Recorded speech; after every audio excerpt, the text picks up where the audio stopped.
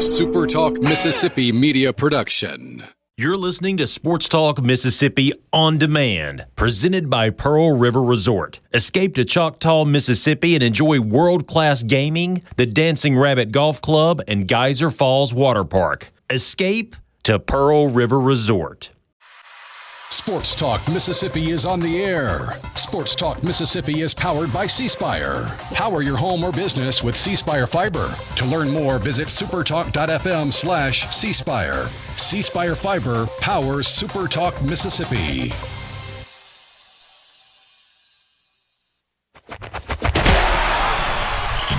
To the junction, in the Grove, and to the top. This is Sports Talk Mississippi. On your radio and in the game, right here on Super Talk Mississippi.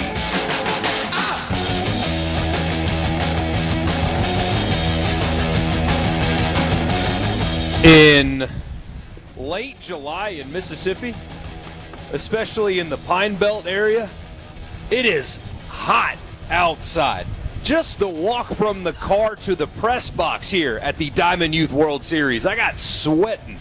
It is a scorcher out there. I'm Michael Borky. He's Brian Haydad. We are luckily inside today, but the baseball going on literally all around us. And literally all around us there is baseball. 360 degrees of baseball happening as we speak, basically. 360 degrees of baseball. It is hot outside. I love sports. You don't even wear general. glasses. Try getting out of your car.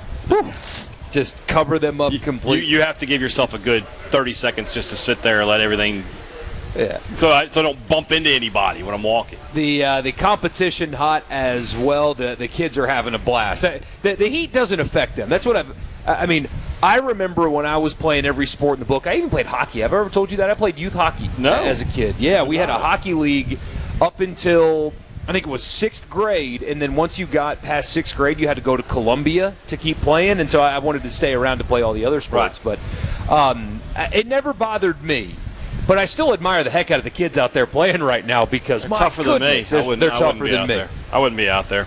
This is Sports Talk Mississippi. We are live here in Laurel at the Diamond Youth World Series. Teams from all over the South, teams from all over the country here. Hundreds, if not thousands, of players. Every SEC state but Oklahoma represented, and then two non-SEC states represented as well. It's kind of funny that Oklahoma's not here, coming off of a national championship in college baseball. You'd think they'd show up for this, but so be it. They don't want to stamp their dominance. They know what would happen if they showed up here. Yeah. Well, they might win. Yeah, that was a one-off. Actually, no, it's not. That's a good program. Fans but anyway, of Mississippi State and Ole Miss probably shouldn't talk about one-off national champions right this second. Hey, things are stabilized, all right? It feels that way. I'm just saying. Things are back under control. I'm just saying is all. I'm also saying that we're here, wrong. no matter where we are. We're in the Pearl River Resort Studios, Pearl River Resort. Book a weekend now. I don't know about booking a round of golf at Dancing Rabbit right this second. Although Sunday might be a little better, but I'm just saying. But booking a stay, a little relaxation, maybe a trip to the spa, maybe just go by the pool or just head to Geyser Falls. There's a lot of great ways to keep cool and have a great time at Pearl River Resort. C Spire text line is open to you at 601-879-4395. With C Spire, it's easier than ever to get all the devices you want in one move with the Ultimate Connect bundle. Right now, new and current customers can get a free phone, watch, and tablet, plus 100 gigs of data for just $90. That includes the new iPhone 17 and Samsung Galaxy S26 for free, and a free smartwatch and tablet to go with it. So don't wait. There's more to see. Visit cspire.com or stop by your local C Spire store today. C Spire, inspired by you. It's going to be a weird question. Aren't you Lebanese? Isn't that what? Yeah. Because there's a team here from Lebanon. Tennessee. Yeah. Tennessee. Yeah. Your fellow countrymen are out there. I don't know if there's a lot of Kubi and Jadra making the trip from Lebanon, Tennessee. I don't know that for a fact. All the way from as north as Virginia, all the way as west as Texas. I, as you guys know, grew up in South Carolina. I got a team here in this book they gave us from Hilton Head. That is a heck of a haul to come here to Laurel, Mississippi. But when you walk around the facility, it's obvious why. What a great place to play baseball. What a great town to play baseball in. We are so happy to be here, and we are happy that you are here as well. So we got a few things to get to today. We've got a top five, and it's a good one, although mine is quarterback heavy. I hate that I did that, but I did it. My top 3 of my top 5 are quarterbacks, but it's going to be the players that you are most interested in seeing play this year in the SEC that do not play for Ole Miss or Mississippi State. I've got a quote from Kyle Whittingham for you. Okay. That it doesn't rival what happened at Media Days in Tampa last week, but it's very similar to what kind of pushed the buttons of some Mississippi State fans after something Pete Golding said at Media Days. So we'll get to all that and more. I did see training camp videos again today. Chris Olave out there on the practice field. Jordan Tyson, who you got a chance to watch in person, hey, Dad. And this is where I want to start today. Jordan Tyson played at Mississippi State, against Mississippi State, played a game at Mississippi State for Arizona State, and Kelly Jones shut him down. Yeah, Kelly Jones him down. Had plenty to say about that last week at Media Days as well. And Jordan Tyson's been awesome in training camp. I know it's just training camp, but that just goes to tell you, here's another example among many examples of why the somehow, some way, second-team preseason All-SEC defensive back, somehow Kelly Jones is going into the season undervalued as a defensive back, and that's mind-blowing. But I was reading some post-practice reports, and it's like Tyson had a huge day. Here's a video of a Tyson catch. Tyson did this. Tyson did that. Kellen Moore on Tyson, and it's like Kelly Jones made that dude look average this time last year. Yeah. That's part of the reason why, a week ago today when we were talking about the All-SEC team, I was just adamant that this was a mistake to not have him first team. And I'm pretty sure that's going to all pan itself out in the wash when we get through the season. So, got 2 teams on the countdown of 100 teams in 100 days as well today. Where are we headed? Give me some clues there. We are headed to a frozen iPad is where we're headed. I don't know where that is. Wisconsin? The only thing that is frozen in the entire state of Mississippi apparently right now is my iPad. So. I'm sure there's some delicious treats around somewhere. Oh, I'm sure there are. So we are headed to the Big 12 and the former American Conference team that's now in the Atlantic Coast Conference that is in Big 12 country. So that's the 2 teams that we will do today. We'll make that work. Yeah. Plenty to talk about then. Plus, as we said, we're going to have some great guests here to tell us all about this awesome event. We were here a couple years ago, and we were in Hattiesburg, I should say, a couple years ago for this, and now we're in Laurel. Great to be here in the Pine Belt, a sports hotbed here in this state. So many great athletes coming through the Pine Belt. And we will be in the Pine Belt. Don't forget this Tuesday, when we are here for the Not Fall Camp Tour. We'll be live at Sully's in Hattiesburg for that event. We are going to have some great guests, and we're also going to have some great interviews that we've already got that we're going to have recorded. Apparently, we are scheduling. We picked the same day that the Golden Eagle Caravan is going to Houston, Texas. So there was no chance for them to join us for that one. But don't worry, we'll still have plenty of great guests, plenty of good stuff going on. So come out and see us at Hattiesburg next week on Tuesday for that. Yeah, and I want to say thanks to Jack and the people there at Southern Miss for making that happen. So we could, hear from Blake Anderson. Jack Duggan, the best in the business. You'll get to hear from Christian Ostrander. And, we did ask him. We had some fun off-season questions and stuff as well. But, remember at the end of last season, fans were, they were upset. Yeah. Southern Miss baseball is such a great program, and they're having these great regular seasons, and just something is happening that's stopping them from doing the super regional compete for Omaha thing. And I asked him about that. And just, hey, you guys talked about self-scouting. What did you find in your self-scouting? You depressed him. I know he probably wasn't expecting that, but that's okay because he gave a really quality answer. No surprise. Yeah. Really quality coach overall. So we'll have a lot of fun. We'll have some stuff to give away. I was actually sent earlier by the host formerly known as Richard Cross. The worst. Just the worst. Although, hey, Dad, I'll show you. But we got to keep this a secret. Mm-hmm. The hats that we are giving away at the Not Fall Camp Tour. Oh, nice. Very nice. If you came and got one last year, we've upgraded.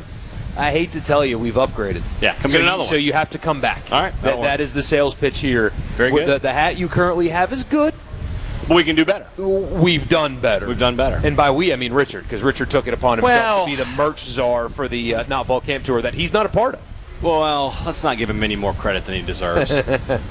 So he says, what do you know Tony Romo? He was put on leave today by CBS, and did you see who's taking his place? he may get Wally pipped. J.J. Watt, Really, really good on the mic, and could be a situation. There's so few, like, I feel like offensive guys, quarterbacks, they get all the pub on that. No different in real life. But J.J. Watt is an outstanding color analyst, and could be a situation where he could get the big job at this point. It feels like Romo has been a guy that people have talked about over the last year or so. It's been going downhill a little bit. It hasn't been as good. Hasn't been as sharp anymore. Not as sharp. Not as in tune to the game as he was when he first retired. We shall see. We shall see where that takes us. But that's just getting us started here today. Live here in Laurel at the Diamond Youth World Series. We got plenty to talk about as we go along. So we will do that when we come back. We're going to jump right into the top five, you think? We can do that, or the quote, the rivalry quote. Let's do the that. quote. Yeah. We'll do the quote. We're quote machines here. It's going to anger you on behalf of Michigan fans, I think. We'll do that when we come back. Sports Talk Mississippi, don't go anywhere.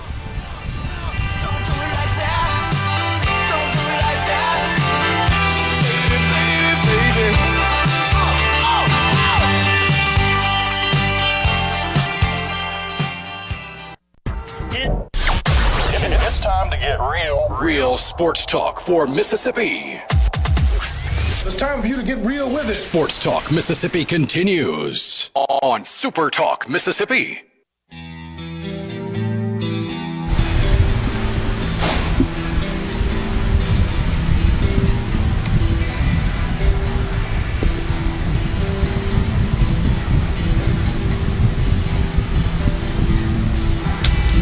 Welcome back, Sports Talk Mississippi, live at the Diamond Youth World Series in Laurel. I'm Michael Borky. He's Brian Haydad. So remember at SEC Media Days, was that just last week? That was last week. Yeah.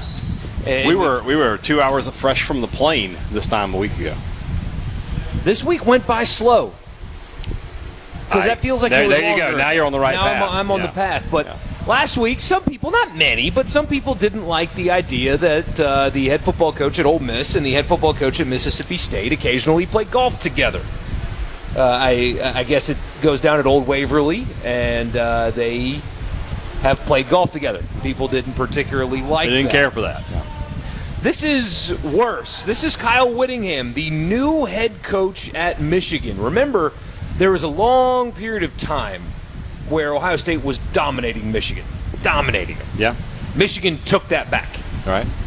And then now, seemingly, Ohio State has taken that seat back in terms of the better program in that rivalry anyway. Recent national champion and so on. Michigan had fired their coach, and they're in chaos. We say that. Last year was their first win in 4 tries. It's crazy how that worked out. But Kyle Whittingham, he's a little bit on the older side as a head coach, but he did a great job at Utah. And he doesn't quite understand that rivalry quite yet. He was at Big Ten Media Days yesterday, and he was asked about the game and winning the game. Quote, "I've learned how intense that rivalry is, how important the game is. Hate's a strong word, but I want to win the game."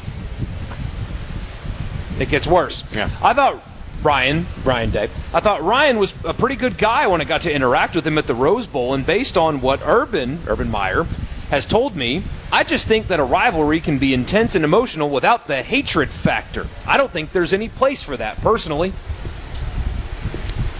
I don't want Kyle Whittingham as the head coach at Mississippi State anytime soon. Now, the reason I brought that up is for that right there. Imagine you, Mississippi State fan right now, and you hear Jeff Lebby say, "Yeah, I mean, look, guys, I want to win the Egg Bowl, but why are we hating, guys? I don't hate Ole Miss. No, I don't. No, that would not go over well. I like Pete Golding a lot. One of the reasons Dan Mullen was successful and he got people to buy into him is he walked in day one and took shots at Ole Miss. One of Hugh Freeze, day one, talked about how important it was to win in the Egg Bowl. And you know, it was, I think the word he used was paramount, if you go back in time. Kiffin just cut from a different cloth, obviously. He's a Leach different is guy. kind of the same way. But speaking of this rivalry, Jim Tressel in that Tressel was very openly His anti-Michigan. First ever, because it was in that documentary, which is great. The first thing he said after he got hired, they take him to a basketball game. He's got the microphone, and he gives, I forget the number of days, but he was like, in 230 days in Ann Arbor, Michigan. Yeah. It's like, that's what you do at a place like that. When there's a real rival on, you know, and look, that's the other thing that surprises me is Whittingham coming from Utah. BYU Utah is a heated, hateful, spiteful rivalry. It's supposed to be. Like for a rivalry that's called the Holy War, those two teams hate each other. It's very surprising that a veteran coach, a guy who understands football the way he does, would come in and not just look. You could phrase it differently and still not have to say hate. You can be like, that's the most important game on the schedule. We've got to win it. If we want to do the things that this program wants to do, we have to beat Ohio State each and every year. We cannot fail in that endeavor. However you want to phrase it, you don't have to say, I hate those guys and I hope they die. But you also don't have to say it like that. Because you're making and look, you've got fans. Michigan has fans that hate Ohio State. Yes. They hate Ohio State. Yes. And so what you're doing there is you're telling these fans, like, you're wrong. Oh, by the way, I need your money. And Caleb, you're right. He said, I think that's how Jeff Lebby feels, but I think he's smart enough to never say it. The over 99% of the people involved in actually involved in the Mullen actual and game. Freeze did not like each other, and therefore it moved into the universities. Yeah. Mullen did not like Ole Miss, and Freeze did not like Mississippi State.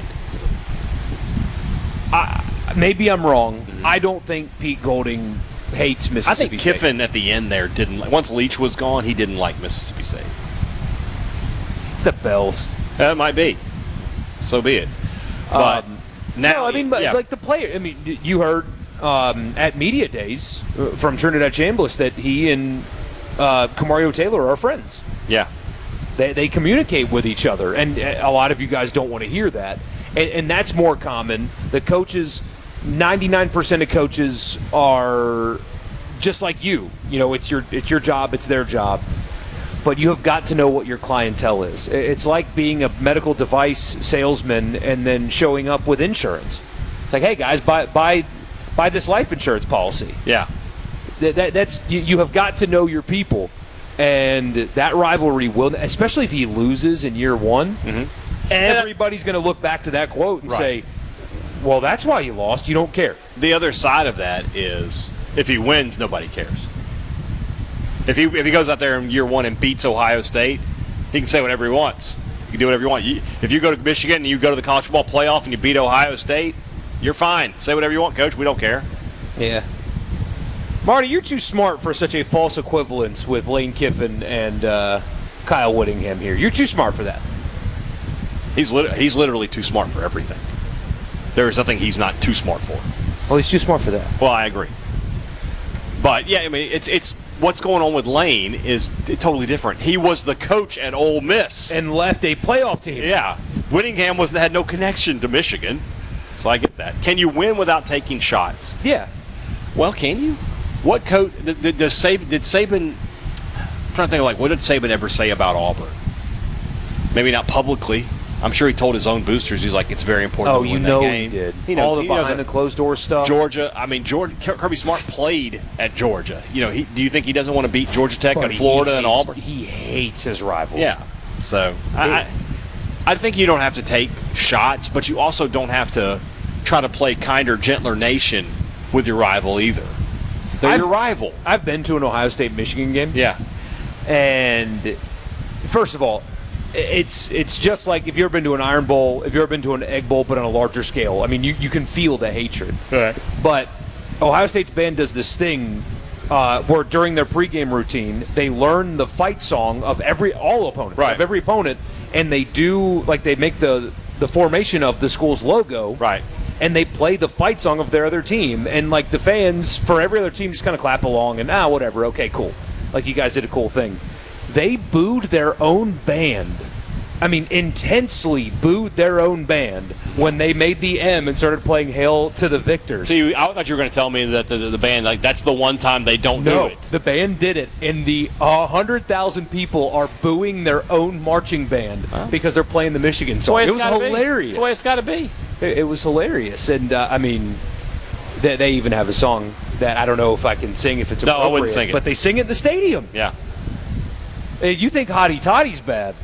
Go to an Ohio State-Michigan game, buddy, and your kids are going to be learning. You know, as long as we're not talking about, like, assault, we're not talking about, like, crimes being committed, it's okay to hate your rival, guys. Yeah. It's okay. It's okay to say, if you're an Ole Miss fan, I hate Mississippi State. For a Mississippi State fan to say, I hate Ole Miss, it's fine. Don't fight anybody. Don't litter. Do not commit assault. Don't commit, vandalism poison or anything trees like that. at the famous Tumors Corner. Right, don't do that kind of stuff. But if, and it's kind of funny how that works too. By the way, it's like you can hate your rival, but then you like the people within. Yeah. Like, do you hate Ole Miss? But like, well, my sister-in-law went to Ole Miss, so I have to like her, and my doctor's an Ole Miss grad, I have to like him, and so on and so forth. You have to have. You have exceptions. It's like I hate the as a general rule. Mm-hmm. Specifically, there are people I like. And there was a point where the Egg Bowl did go too far. I think it became a sideshow instead of a rivalry. It became a circus act where people wanted to tune into the Egg Bowl to see how stupid it would be, as opposed to here's this great intense game. Well, you had 17, 18, 19 where DK lifts a leg. Yeah. Then you have a fight in 18, a bench-clearing brawl. And then in 19 you have it happen again with the leg going up. And the whole Hugh Freeze saga, too, with the people involved and Leo Lewis and all that. Which, again, the exposure of Hugh Freeze saved Ole Miss $16 million and the program. I mean, Ole Miss football would not be where it is today without the expose of Hugh Freeze, because without that, Ole Miss wouldn't have been motivated in the player payment area. That Ole Miss was probably not going to fire him until they had no choice but to fire him. They were going to ride it out as long as they could, but it is what it is. So. Somebody says, and whose fault was that, Borky? Yes. I mean, we can really be disingenuous and say only one side created toxicity in the Egg Bowl. We can do that if we'd like. Or we can be honest and say it got in really too far. I had a whole rant about this one time. I'm sure you did. And if your rant involved, it's only Ole Miss that's creating issues in the Egg Bowl. That's not what I said. Well, then, all good. Yeah. All good. Sports Talk Mississippi. We'll be back in just a little bit.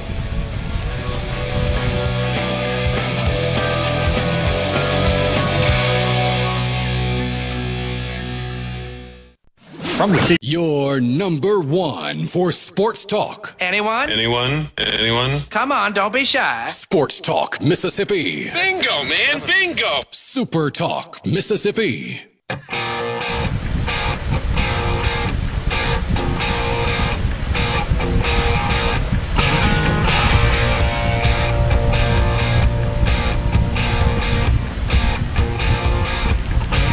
All right, Brian Haydad wants to talk about something that I read at about 5 o'clock this morning. I was laying in bed, and this column in USA Today that has just had a run of just awesome work in USA Today lately. Can't imagine why it's a dying outlet. They've had some rough days this past few weeks. But Matt Hayes, a columnist, wrote it's on Media Days. A column that is that like seasoning with seasonings? A columnist wrote a column? He wrote a column that it was filled with some of the most misinformed garbage that you could read. And now, having the opinion that Ole Miss shouldn't pursue the money is a fine opinion to have. I think it's a ridiculous one, but like you can back that up and argue it that, hey, they should just move on from this for whatever reason. Again, it's a dumb premise. Would anybody leave $1 million just out there that they can collect on? Who would do that? Nobody. But still, it's not that was his position. Right. It's that throughout the column there are just basic factual inaccuracies that make the position indefensible. And the fact that stuff like that can run in USA Today baffles me. I mean, if you want to talk about it, I'm certainly happy to. I couldn't believe that something so wrong on basic fact ran in USA Today. Outside of the fact that he missed that this is not an NIL thing. It's a rev share thing. Mm-hmm. And it's not back pay they're looking for. Right. That's not what the contract is. It's they signed this deal. Well, here, talk me through it when I'm wrong. They signed this deal. They received some sort of initial payment, and then within a short time span of that, they left. If I have the basics here. So, the way the contract is written, and it's clear, by the way, a lot of people that have, I say not many, again, Matt Hayes is like the only national person I've seen say anything like this. But it's clear that those in one state to our southwest have demonstrated through their commentary on this is they have not seen the contract. I've seen contracts that Ole Miss has had. I know what's in them. And it has nothing, I mean, there's nothing about how much money has been paid to them that impacts the buyout. The buyout is, I mean, think of it the exact same as if a coach leaves for another school buyout. Right. Think of it like that. When you think of it like that, it makes more sense because there's this obsession with, well, if the players just paid back the money that was given to them, it should be fine. Well, but that's not, I mean, they left a week later. You know, they weren't, it's a 12-month-long contract. Of course they weren't given really anything. It may have been you that tweeted this to him. I'm not sure, but it's worth noting that Ole Miss isn't going after two other players. They're not going after T.J. Daugherty. Is it Daugherty? Daugherty and Winnie Watkins. Yes. Right, because those guys didn't sign deals. These two guys, Mamie Ellen and Harper, signed deals. And like we talked about the other day, just basic, legal theory, however you want to put it, you sign a contract, you break the contract, there is a penalty. Yeah. This is easily explained. You said you don't want to be known as a school that sues players on the way out the door if they decide to transfer. 25 players left the school. Two of them are asked to pay what is due in the contract that they signed. Right. Why is it only 2 of the 20? Well, because those are the 2 that have violated the terms of the contract that they agreed to. And I'm coming at this from the what's what I'm looking for, from the position of I agree with what Ole Miss is doing, but I believe Marty is also correct in that it will be used against them. You can certainly try. I mean, well, there's not any trying about it. It's going to be as simple because how much research are we really counting on high school and these kids to do? And they're going to hear, wait a minute, if I go to Ole Miss and I transfer, they're going to sue me? They're going to hear that, and they're going to think it's a true story. And you counter it by saying, are you planning on going to Ole Miss and then leaving a week later?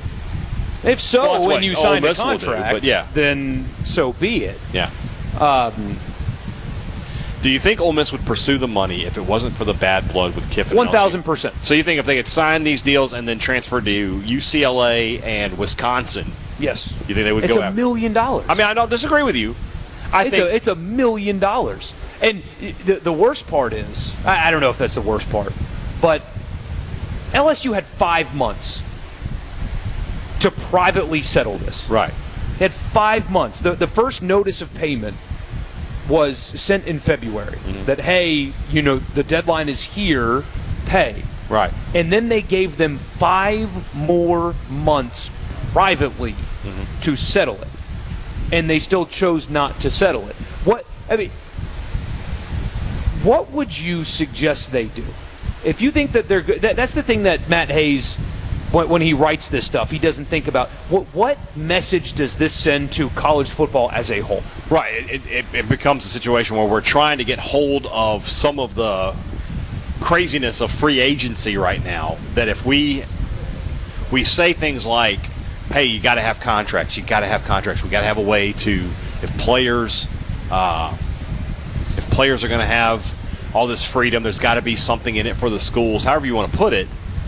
And then the first time it happens, you don't do anything. You just, kick kids will be kids. We're going to let them go. You got no chance of getting hold of anything at that point. Right. So, I don't know. I mean, I don't know how much USA Today and opinion columnist and USA Today matters. It did get a lot of traction today. I think it's vital for somebody that covers college football to understand that there is a difference between an NIL deal and a rev share deal with a school. Those are two distinctly very important, different things, and they come with. You said there was a lot implications. of other issues though in this article. Like what? Do you want me to read them? Yeah, I do. I didn't read the article. So the concept that this is petty bothers me, because this is a matter of opinion, I suppose. But if South Carolina owed Ole Miss $1 million, they would ask South Carolina to pay the $1 million back. So the implication that they're only doing this because the players left for LSU is nonsense, because as you mentioned, there are two more that left for LSU, and they were able to do so freely. Yeah. Ole Miss, I mean, Daugherty had a contract offer. LSU gave him a substantially larger contract offer, which good for them. You got to get players how you get players. But he never signed his.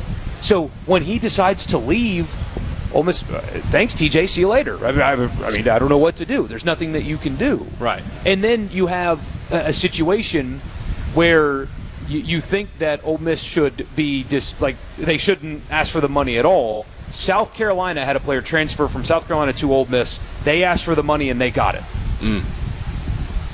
So Ole Miss is paying buyouts, multiple buyouts, as I've been told, to other schools, not just South Carolina, but other schools. They have paid multiple buyouts. So they should pay them, but they should not receive them? That doesn't make any sense. If Ole Miss had not paid South Carolina a buyout, and South Carolina was doing this publicly, I would say Ole Miss is in the wrong.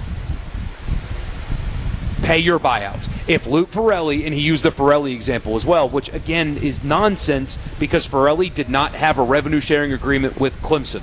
You can't equate a NIL deal, which I guess he didn't have one of those really either, and a rev share deal anyway. But if for whatever reason he had a buyout and Ole Miss was not paying it, I would say you have to pay that. Yeah. If Dabo is to be believed, and Pete Golding asked Ferrelli, hey, what's your buyout? I'll pay it. Then at least there's some kind of protection for the school in place. Right. The whole premise of it was just nonsense. Expecting Ole Miss to pay all the buyouts that they've paid and not try to pursue the ones that they are owed is just nonsense. Again, I think Ole Miss is doing the right thing here. I also think that there will be, I don't know if repercussions is the right word, but there will be an attempt at negative recruiting, not just by LSU, but by all schools. Absolutely. To say they will come out and say, if you go to Ole Miss, you better be sure, because if you enter the portal, they're going to sue you. And whether that's truth in recruiting doesn't matter. Truth in recruiting, yeah. What are we talking about here? It's in the eye of the beholder. But I think that Ole Miss is doing the right thing, and I think this is sort of a landmark thing, right? Because if Ole Miss wins this, it's going to become, all right, everybody's going to put a buyout. Every NIL contract is going to start coming with a buyout. And it's going to be... the Big Ten has a blanket contract that all the schools use. That's why DeMond Williams was ironclad. Yeah. That was a Big Ten created contract that he had, not a Washington created contract. Right. So this is a kind of an interesting watershed moment in college football right now, because we want to get this free agency just a little bit more under control. The first step is having some sort of penalty for poaching players and getting players, and it's going to become a situation where, hey, if you want them bad enough, you'll pay for them, but if you can't just take everybody off the roster like this. So I think it's the right move by Ole Miss. You're not wrong, though. That people will try to use it. They will. They won't even try. They will do it. They will do it. All right. When we come back, William Wade, Commissioner of Diamond Youth Baseball, he's going to join us here in Laurel at the Little League World Series.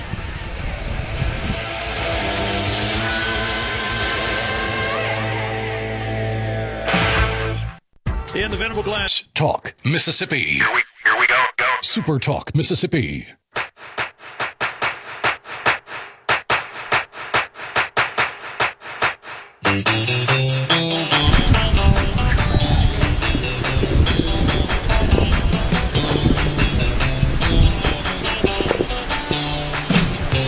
Sports Talk Mississippi back here at the Diamond Youth Baseball World Series in the great city of Laurel. We are joined now by William Wade, the commissioner of Diamond Youth Baseball. You're already a better baseball commissioner than Major League has. Just from sitting here and joining us here, we appreciate you coming on with us today. Hey, we appreciate y'all being here with us in Laurel. It's exciting to always come to Laurel, and then to add you guys on top of it just elevates our event. Having you He's here. already got a big enough ego. No. Don't do any more. He's talking about you too. So they handed us the results here. This is 2 weeks worth of results, I believe. Yes, sir. The past 2 weeks. This is a massive event. It is not just some kids showing up here playing baseball and then going home. How much preparation? How hard are you working before we even throw out the first pitch to get all this done? Yeah, the planning for our World Series starts about 2 years in advance to get all the moving parts together. We're very fortunate to be in Laurel, where they've hosted 5 previous World Series, so they've got a lot of knowledge and background in doing that.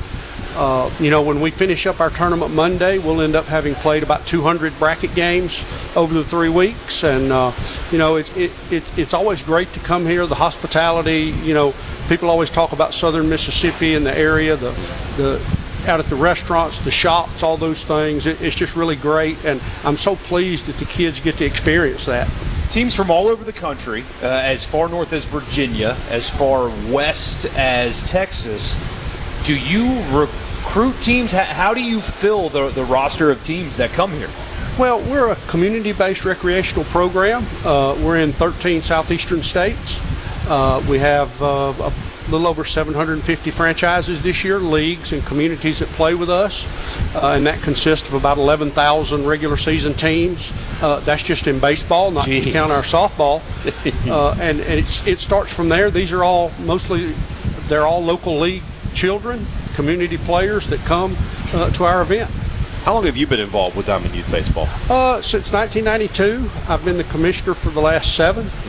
So a long time, but all of us in DYB were volunteers. There's no paid people in our program, so it's really a labor of love for people to just try to raise our kids the right way and get them on the right path. I'm sure you guys remember your first baseball coach. Yeah.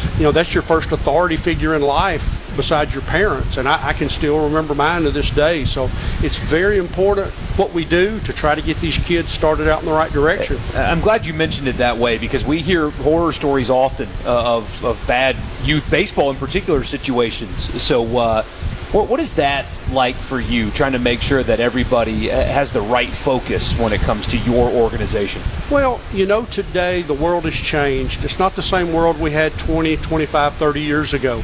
People are different, and the way they conduct themselves is different. You hope that negative influence is a small percentage of the people involved, and that's outweighed by the thousands and thousands of people that are involved for the right reasons. But unfortunately, when I grew up, we didn't have policemen in school. We didn't have all these things like we do now, and that's just an unfortunate part of our society today. When we think about youth baseball, it really is one of those things that's as American as apple pie and the 4th of July and however you want it. But as you said, it's grown into this massive thing. How do you keep the small town feel while running such a massive organization? Well, our program is predominantly rural. What you see in a lot of the larger big city communities is they'll have their own independent type organization, and we're predominantly in smaller leagues and communities that see the need for recreational baseball. When we think about what you've got here at this facility, it really is a perfect. You got fields all over. I made the comment when we started the show. We've got 360 degrees of baseball going on right now. How you mentioned it earlier, though, Laurel does seem like a great fit for this tournament. There's not a better host that since I've been involved than Laurel, Mississippi. I mean, from Mayor McGee, Elvin Ulmer with the Recreation Department, anything you need, anything that parents need, anything that can be done, they're more than willing to do it. And, even back to my first time being here, the people in the restaurants are so friendly, the stores, Laurel's really just a great, friendly town, and it really just fits what we do and what we promote. And then when you have these facilities that are second to none, I mean, that's a marriage made in heaven for us. We are the hospitality state here. Most definitely. Y'all prove that every day. One last thing before we let you go. Today is Friday. How much more baseball is there to be played? Barring any weather, we'll finish up. Which apparently we've got a little bit right now. Yeah, a little lightning delay, but hey, we can't control the good Lord. No. But we need it sometimes. But we'll wrap up Monday here, and that'll conclude our season for this year. What a great event. We really appreciate you guys having us out here, and appreciate all you do for youth baseball in this country of ours. Like I said, youth baseball to me is as much American as anything else, so I'm glad to see it thriving here in Laurel. William Wade, he is the commissioner of Diamond Youth Baseball, joining us here on the Farm Bureau Guest Line. Check out favorites.com and go with the home team. When we come back, top of the 4 o'clock hour, top 5 time? Top 5. Top 5 time. We'll do that when we come back. Sports Talk Mississippi live at the Diamond Youth Baseball event here in Laurel, World Series here in Laurel. Back in just a minute.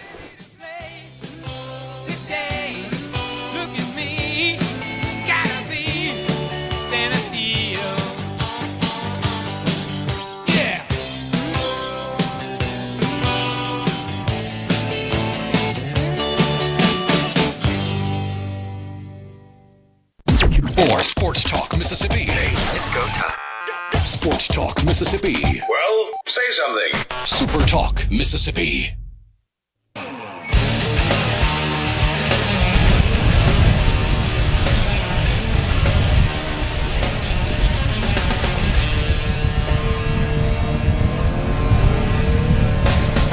Sports Talk Mississippi back here live in Laurel at the Diamond Youth World Series. I'm Brian Haydad. He's Michael Borky. Wherever we go, we're in the Pearl River Resort Studios. The C Spire text line is open to you at 601-879-4395. Ladies and gentlemen, the weekend is just about upon us, which means one thing. The grass, it must be mowed. We cannot allow the grass to continue its week-long reign of tyranny over our yards. Especially now that rain's coming through, it's about to get a whole lot worse. Exactly. Especially if you have a push mower and you don't want a push mower. Well, I've got a solution. If you're in the push mower crowd and you're like, I don't want to get out there, wet grass. No. We're just going to go see our friends over at Ag Up, and we're going to talk to them about a zero-turn mower, and you're going to have no problems. Or unless you got the big job. You got the huge tract of land. Perhaps you want to talk about a John Deere compact tractor. Well, they're happy to talk to you and tell you that they've got 0% financing right now, Series 1 through 4 John Deere tractors. Whatever your size property, whatever your budget, Ag Up has the right machine for you. So go see them today. 15 locations throughout the state. That means they're local no matter where you are, or you can just visit agup.com. Ag Up and John Deere, built for what's next. Some exclusions apply. See dealer for details. It's top 5 time. That's what's up here on Sports Talk Mississippi. The top 5. Great top 5 as introduced by Brian Haydad. He came up with it just pulled it out. Hey, what should our top 5 be? Boom. I got ideas. Didn't even think about it. It wasn't give me a minute, nothing. It was boom. And I really like this one because, the overwhelming majority of our audience is a Mississippi State or Ole Miss fan. The overwhelming majority. Yeah. But you are all football fans. And our audience watches so much football. Yeah. And so because of that, this is going to hit home with you guys, I think. I think you're right. So it's the top 5 players in the SEC that we're interested in, not necessarily talent or anything like that, but they cannot be playing for Mississippi State or for Ole Miss. I'll start us off. Bring it. Maybe surprising my choice. You may be a little surprised by what I've got here. But you got to fill. I like seeing how a player who has to fill big shoes does. And when we're talking about arguably the greatest player in a school's history being refilled by a true freshman, I think Jared Curtis. He's on my list too. Is an incredibly interesting player because what he is determines the answer to a question of, was Vanderbilt good? Because it's like a Brady Belichick thing. Yeah. Was it Pavia or is it Clark Lee? If it's Clark Lee, then they should still be pretty good this year. I told you yesterday they released the blue chip index. Vanderbilt with the lowest blue chip index in the SEC. 18% of their players 4-star or better.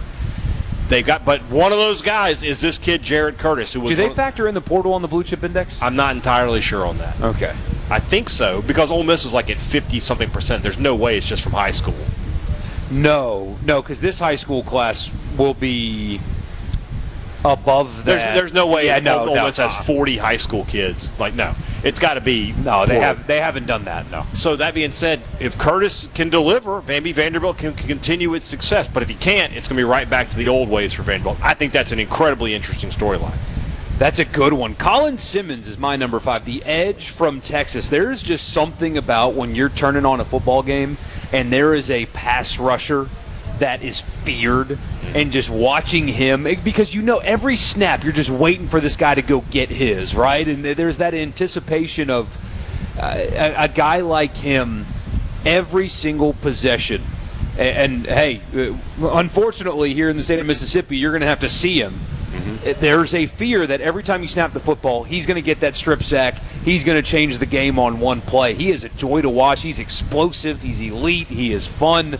And, again, unfortunately, you're going to have to see him coming up here in a couple of months. And that's not fun. But watching him play, that's fun. So I'm on the same path as you. I have a pass rusher myself. I went with South Carolina's Dylan Stewart. That's a great one. I hadn't thought about it until right now. But think about Mississippi State. They play the best pass rusher in the Big Ten, and then they play the best pass rusher in the SEC in back-to-back weeks. They play Anthony Smith and then Dylan Stewart. We're talking about Mississippi State's offensive line. We're going to find out real quick what that group is made of. But what you said is exactly true. When there's a player that can blow up a play at any time, my eyes are locked on that guy. So Dylan Stewart, I mean, he's going to have to deliver big for South Carolina this year. I think he's a very fascinating player. My number 4, that's a really good pick. He's not on my list, but he is electric and he's explosive, and he is not fun to play against. I'll never forget, though, when they're down 3 scores in the second half against Ole Miss at home, and he sacks Jackson Dart. Yeah. And they're going to get off the field. Yeah, and but he does the machine gun celebration in his face and gets a 15-yarder. Not great. Ahmad Hardy is my number 4 player that I'm looking forward to seeing that does not play here in the state of Mississippi. Obviously, he's from Mississippi. He's at Missouri, was unfortunately a bystander in a shooting, and he got hit, and he is currently rehabbing to get back on the field. But he ran for 1,650 yards last season for Missouri on 6.5 per carry. He is an electric player, and I'm looking forward to the story, how that story ends, because, he was and is getting a lot of offseason attention and hype and people talking about Heisman and things like that. So to have the offseason incident that he had, to overcome that, get back on the field and get back to the level of which he played before that injury, if you want to call it an injury, would be a really cool story, on top of him being a really fun player to watch. So I'm really looking forward to seeing Ahmad Hardy play football this year, whenever he gets a chance to do that. 2 years ago, we were talking about 2 elite true freshman wide receivers. We were talking about Ryan Williams and Jeremiah Smith. Jeremiah Smith we're still talking about. He'll be maybe the first pick in the draft. Ryan Williams, now Ryan Coleman Williams, took a step back last year. Was not the same explosive playmaker that he was. You think about Ohio State, and it's good. I think Julian Sands is a really good quarterback, but with Jeremiah Smith, that is such a security blanket, right? Yeah. Alabama needs Coleman Williams to be a security blanket for whoever ends up winning that job, be it Keelan Russell or Austin Mack. We talked to some people at media days, and they were all very concerned about Alabama's ability to run the football. They don't know about that offensive line. You got a big-time, big-play wide receiver. This guy was the talk of college. He's only 17. He was the talk of college football in his freshman year. Took a massive step back next year. I know the talent is there. So that's why I think he's very interesting, because can he get back to where he was and be in that conversation with Jeremiah Smith, or was he just a one-off and just another receiver? Did you see Jeremiah Smith said on a podcast recently that Alabama did not really recruit him that much? I did see that. And Alabama was his dream school. He wanted to play for Nick Saban, and they didn't really recruit him all that much. And so that's why he went to Ohio State. Whoops on that one. I don't know. That's one of those things, though. I don't believe it. Yeah, like I don't believe A.J. Brown said that guy. A.J. Brown always said that Mullen didn't recruit him. A guy from his class at Starkville signed with Mississippi State. What? Mullen showed up to recruit him, but not A.J. I'm not worried about him. Mullen didn't recruit him the way that others did, probably. He just the more appropriate. The actual game. He just didn't want to go to Mississippi State and just couldn't bring himself to say it for whatever reason. My number 3 is a guy you already mentioned, Jared Curtis, and here's why. I'll expand on what you said a little bit. I want this to work for college football. We talk about all the time things that set precedents. I mean, this is very different than the contract thing, but college football, I promise you, I talked to somebody in the coaching community earlier today. Now, he works at an FCS school, but still, even they're paying attention to this because they want this to be a thing that happens because Congress didn't pass in a bill. So that you want contracts to be enforceable, precedent setting. I want Jared Curtis to work to send a message to other elite quarterbacks. You can go to Vanderbilt or a school adjacent to Vanderbilt. You can go where you want. You can go where you want to go, and you can start as a freshman, and they will pay you a lot, and you will play, and you will win games. I want this to work so bad because if they go like 3-9 and he hits the portal and goes to Georgia, that sucks. He's going to be one of the last guys to do something like that. You would think. Like, at that point, it becomes, all right, if I'm a quarterback, I got to really lock in with a blue chip. Yes. Kind of thing. But you're right. If it's the other way around and he has a successful season, then every school in the country can be like, look, you don't have to go to Georgia or Ohio State. Yeah, I'm Northwestern. Look at this beautiful stadium that you can play in, and you can start as a freshman. Right. So are we saying that Jared Curtis being good is good for college football as a whole? I think so. And to what scale, I don't know. Yeah. But I do think, considering that both State and Ole Miss play Vanderbilt, I don't know how much we really want that to be the case. There are 2 times this year where he can stink out loud. Otherwise, I hope he plays great. He had 10 great games this year. Those 2, though, were rough. Those were rough. Man. All right. We've got just a minute left here, so when we come back, we'll do our top 2. Top 2 of our top 5 players in the SEC that Borky and I are interested by this season. Oh, and let's do this too. Just off the top of your head, hey, quickly, name the 5 most exciting to watch state players this season, just without even thinking about it. We'll do that too. Yeah. All right, we'll throw that in as well. So just some fun college football talk. Why not? It's July 31st, by the way. You know what today is, by the way? You know what yesterday was, right? It's the last Thursday with no football until 2027. That's all I'm going to say about that. Sports Talk Mississippi live here at the Diamond Youth World Series in Laurel. We'll be back in just a minute.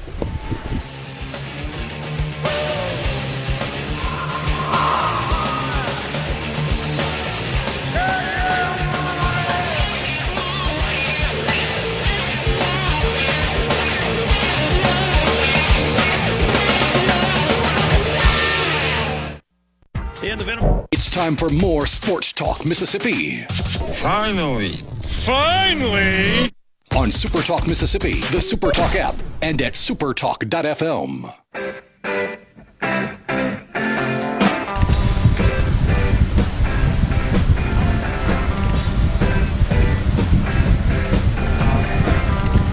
Welcome back, Sports Talk Mississippi. Borky and Haydad with you. So glad that you guys are with us. Somebody did say Curtis came from a small private school. He has a lot to learn to step into the SEC. So Arch Manning came from a private school. I mean, talent is talent. I agree 100%, right? He's never played against this level of competition. No. But he's gone to camps and everything, and they've seen the measurables. He's got the talent. We'll see how he does, though. The problem for what this theory is, or what he's saying, is that he's got no choice. He's got no choice. He's got to be good. Got to be good. Yeah. All right, your number 2 player that you're most excited, looking forward to see, most interested in the SEC this year that does not play in the state of Mississippi. I'll be surprised if this isn't your number 1. It's my number 2. It's Sam Leavitt? Yep. Okay, Sam Leavitt, I mean, it has to be, right? LSU is the most interesting team in college football. They're gonna have more eyes on them than literally anybody else in the sport. Yep. Starting week 1. And they expect to be in the college football playoff. They might even, some of their fans might expect to win the national title. That might be a bit much, but the college football playoff is going to be their expectation, and it's a totally reasonable one considering the level of talent around them. But Leavitt has to be good. And if he's not, I don't know if the next guy can get the job done or not, but it's got to be that way. Leavitt has to be good. Kiffin, of course, has a reputation as a quarterback guru. He's always had great quarterbacks. Think about his time at Ole Miss. Corral to Dart to Chambliss. Only Simmons kind of struggled the first 2 games. And I got to be honest with you, and we'll talk about him in a minute. But year 1 of Corral and Dart weren't great. They weren't great, They weren't great, but those guys weren't, as experienced as Levitt is. He's the most experienced one he's had. So LSU, to be what LSU wants to be, they got to have Sam Levitt at a really, really high level. So that makes him super, super interesting. Yeah, the amount of pressure on him is pretty substantial. And he's coming off of an injury. And before the injury, he wasn't playing particularly well either. But the talent's there. The physical tools are there. He looks healthy. We don't know what kind of shape he's in. We don't know how quickly he will be able to master the offense that he's in. I found it interesting that you can never read too much into stuff like this, but it ends up in my feed. Kiffin was speaking to the Rotary Club or something about how, you change your scheme around your personnel, and he talks like that all the time. But he said this year, they expect to run the football a whole lot. Right. And I thought that's interesting. Why? Which isn't but abnormal for Kiffin. He's not a running football coach. But you spend all this money on your wide receiver room and all that. Are they?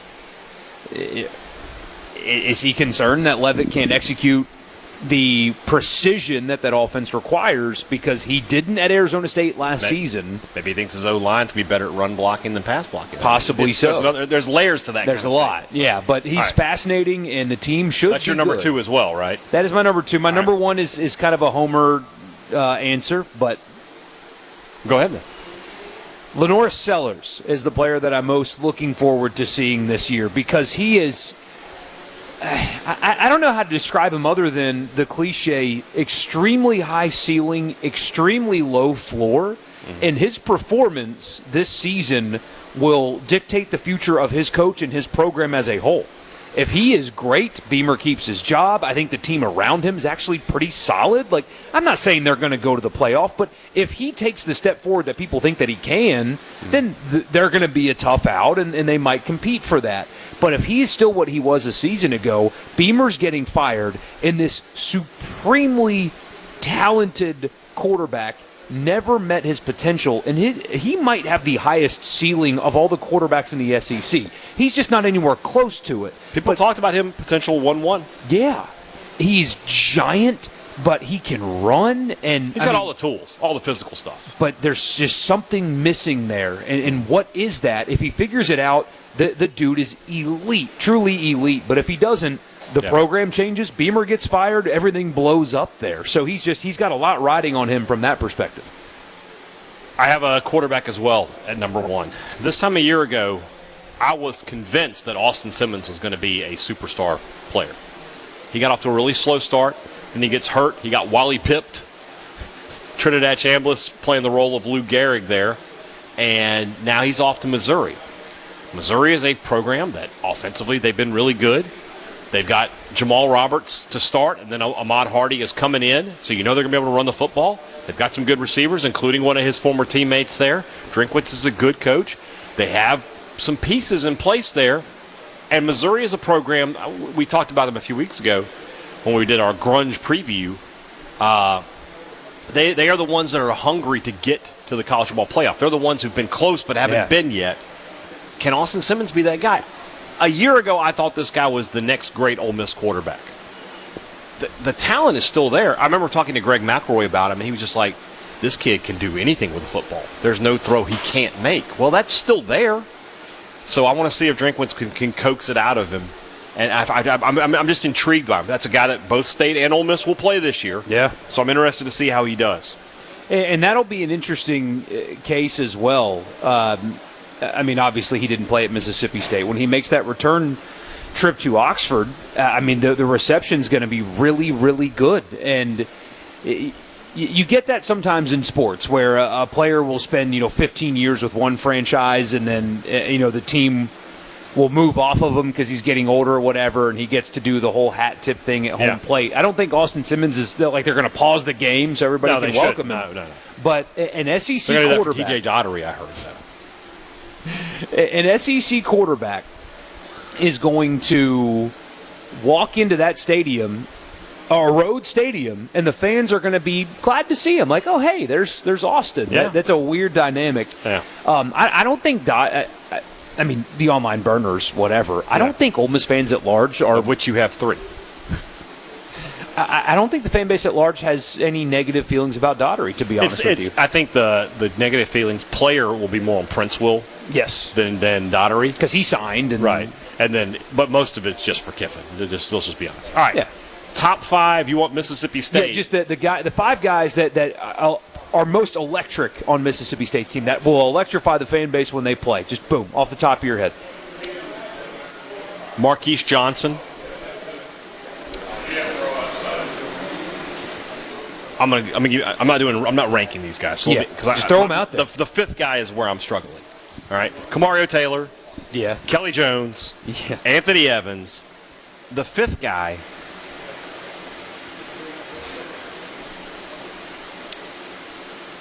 I'm going to throw. You know what? I'm going to throw a guy that I'm personally excited for. Okay. You know him well, Braylon Womack.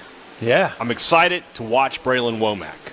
I think that he has a chance, from an athleticism standpoint, to be an early contributor, and maybe by the end of the year, be the guy back there. I think that's the kind of player he is. That's the kind of player you think he is.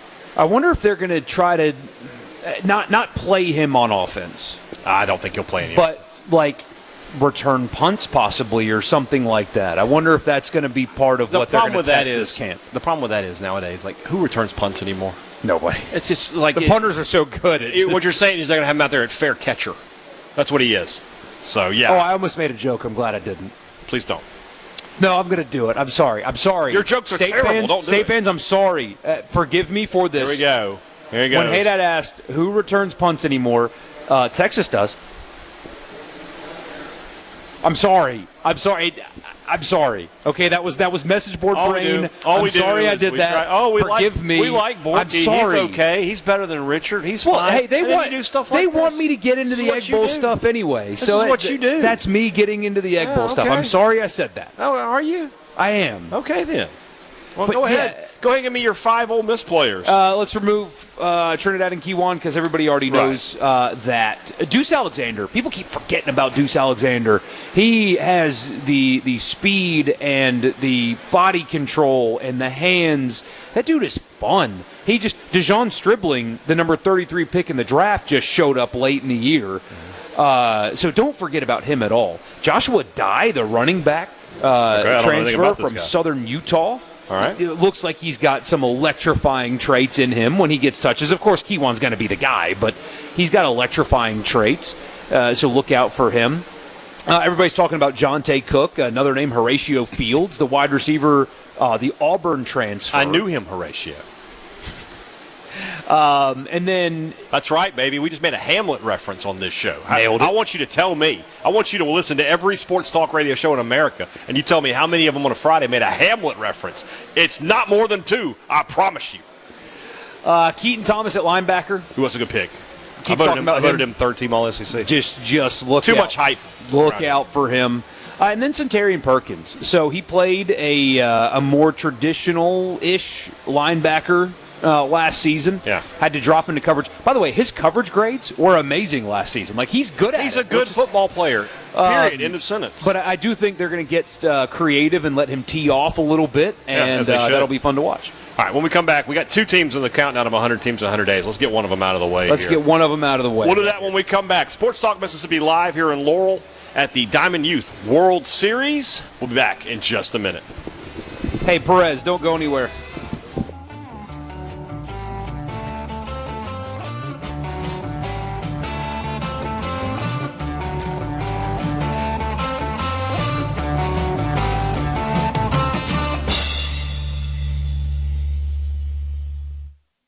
From the Seabrook, Mississippi, your all-access pass to all things sports in Mississippi. Sports Talk Mississippi on the SuperTalk app, your local SuperTalk station, and at supertalk.fm. Yeah.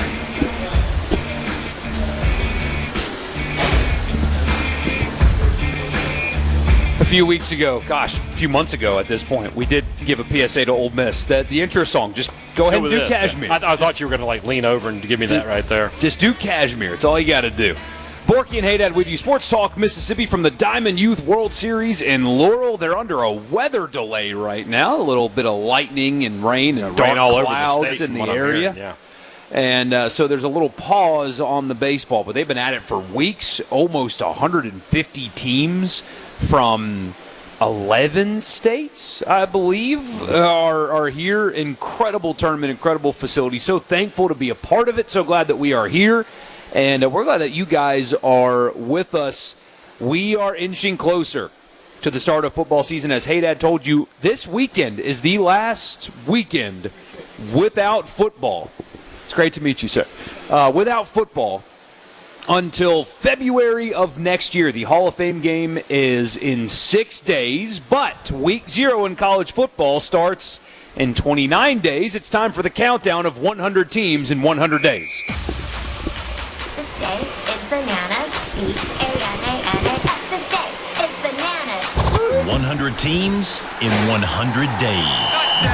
Okay, ready? 3, 2, 1, go! It's the final countdown. Dwight, you're just wrong. He says preseason football doesn't count. My friend, it counts. You don't count, Dwight. You are wrong. You don't count, Dwight. You don't count. Team number 29 on the countdown of 100 teams in 100 days. We go to the Little Apple, Kansas State, from Manhattan, Kansas, a place that Brian Haydad has been. I have been there. Before we get to anything else, it's been a few years now. What was that, 2019? So, 2018. 2018. Would you like to know something, by the way? I would like to know something. Today is the 8-year anniversary of me getting a job here at SuperTalk. And so, yes, a couple months after that, I was on the road to Manhattan. I was on the air and then on the road. Great 8 years. One of my favorite moments of my time here was, SuperTalk policy is you rent a car, just rent the whatever, don't splurge on a rental car. Right. Yeah. That's fine. I don't have a problem with that. I get there and they're like, we're all out of the midsize, so we gave you a Cadillac. I was like, it's the best day ever. And the speed limit is like 75. So I'm driving like 85 Oh, heck yeah. on the interstate in Kansas. Did you lean your seat back just I because? did. Yeah. I had to call my wife. I was like, I don't know where the cruise is. Google it. Google it for me. She Googled it and I figured it out. But yes, they gave me a Cadillac. I was like, this is the best day ever. What was it like, though? I told you about this yesterday. I said I thought that they were maybe the most SEC town I've been in that's not in the SEC. Like, it felt like I was at an SEC town. Bars, downtown, everybody walking around, having a good time. I felt like the stadium atmosphere was very SEC-like. I was a fan. I was a fan of Manhattan, Kansas. Bill Snyder Family Football Stadium is where they play. It is a very nice-looking venue. Wait, don't they also have like a nuclear reactor or something right next to the stadium? Is it them or is it Missouri? I think it's Kansas State. You might have to Google that while I'm talking here. I think it's Kansas State, but a really nice-looking facility. They did a good job, and Bill Snyder, a legend of the game. He was famous for coaching really good football and bringing Kansas State to prominence. But also being a class guy. If his team would lose and a player from the other team would have a really nice game, he would write them a handwritten letter saying, hey, it was a pleasure to watch you play football.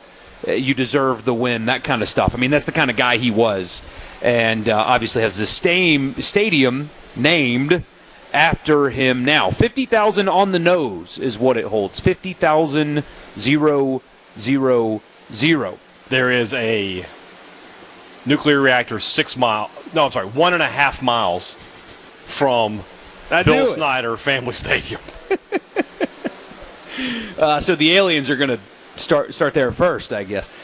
Chris Kleiman was the coach there from 2019 to 2025. Remember, he was at North Dakota State. He won 4 out of 5 national championships at North Dakota State. Yes, 4 out of 5. And, I mean, the one down year that he had, they went to the semifinal. Yeah. So national championship, semifinal, national championship, national championship. He won a very nice 69-6 at North Dakota State, including 36-4 in the league. He got the Kansas State job, and he stabilized the program. It was not in the best shape necessarily when he took it over.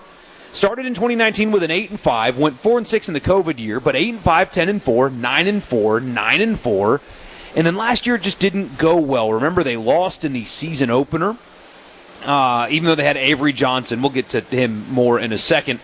as the quarterback, and the season just didn't go the way that they hoped last season. They lost to Iowa State in Dublin, Ireland. They beat North Dakota State, but they lost to Army and Arizona. And then they beat UCF but lost at Baylor, and again, that is a bad start. They stabilized a little. They beat TCU. They beat Kansas. They did lose to Texas Tech, but basically everybody did. They beat Oklahoma State. They beat Utah, or lost to Utah and beat Colorado, but a 6-6 was a bad year, and there was some speculation that something wasn't quite right with Chris Klieman down the stretch of that season, and sure enough, that was accurate. He decided to retire from coaching in December of last year, leaving behind a legacy of winning championships. And he is if you can believe this, the second most winning coach in Kansas State football history. That shows you how long Bill Snyder was there and how bad the program has been otherwise, because his 54 wins, second most all time in Kansas State football history. I'm old enough to remember when Sports Illustrated wrote an article called the worst college football program. It was about Kansas State and how they had just always been so bad. This was pre-Bill Snyder. And, yeah, if you look at Kansas State pre-Bill Snyder, it is not a pretty sight at all. No. So. Oh, this is what I was thinking when I talked about the nuclear reactor. It's a biosafety research lab that is across from the stadium. That's more important than the nuclear reactor. They have what is called a Level 4 biosafety research lab. Even worse. And there's only 3 of them in North America. So I don't know what they got going on at Kansas State in the biosafety research lab next to a nuclear reactor. That'll be ground zero for the next World War Z movie or something. I don't know. In steps Colin Klein. He obviously played at Kansas State. If you remember, he was a quarterback really good player. He only spent 1 year in professional football, and it was in Canada. Yeah. Kind of figured he'd have a bigger thing than He is that. Kansas State's Nick Fitzgerald. Great runner, good enough thrower. Had a much better overall statistical record than Nick did, but as far as the pros, no chance. In 2012, he won the Johnny Unitas Golden Arm, the Kellen Moore Award. He was a second-team All-American, Really Big good. 12 Offensive Player of the Year, Big 12 Athlete of the Year, and first-team All-Big 12. After his 1 year in Canada, he came back to be a GA at Kansas State, his alma mater, before he took the quarterback's coach job at Northern Iowa, then came back to Kansas State for a while as the quarterback's coach / offensive coordinator. But then after the 2023 season, he got the OC job at Texas A&M and spent 2 years there before getting the call back home to be the head coach at Kansas State. And he inherits what most people think is an electric quarterback, and I agree. He did have a down season last season, 2,300 yards, 18 touchdowns, 6 picks, ran for another 477, but he's fun, and we'll see what Colin Klein can do with him this season. They open with Nichols, you know that mascot. Colonels? The Colonels of what is formerly known as Nichols State, now just Nichols. Then they have Washington State and Tulane. So an interesting non-conference slate for Kansas State. Washington State and Tulane in the non-conference. Then they start conference play at Cincinnati, have an off week. Then host Houston and Kansas in what is known as The Sunflower Showdown. Nailed it. The Sunflower Showdown. They go to Arizona State and Colorado before coming back home to face Oklahoma State. Then they go to TCU, end the season at home against Arizona, and then go to Iowa State to close the season out. Some pretty high-level expectations for Colin Klein in year one. Well, I mean, Kansas State is a program that expects to win. Simple as that. All right. When the word bourbon is in the restaurant name, that's a good start. We're going to Bourbon and Baker in Manhattan, Kansas, in the Little Apple. This is a small plates kind of restaurant, but not like the little fancy frou-frou small plates. They got ribs, chicken and waffles, sliders. Did I see down here they had a smoked bologna slider. So, you know it's good. Okay. You know it's good. But they also have family-style entrees that they say feeds 4 rationally, 2 if risky, and 1 if you're crazy. Challenge accepted, Bourbon and Baker. I'll come and eat your $95 ribeye, and we'll see how it goes. We'll eat $75 worth of fried chicken. I got no problems doing that. I have no problems either. I got you. And also the name being Bourbon and Baker, a very, very good list of bourbons that you can get a pour of. Bourbons, scotch, rye, they got it all at their Bourbon and Baker. So, If you're ever in the Little Apple, maybe you're a nuclear engineer.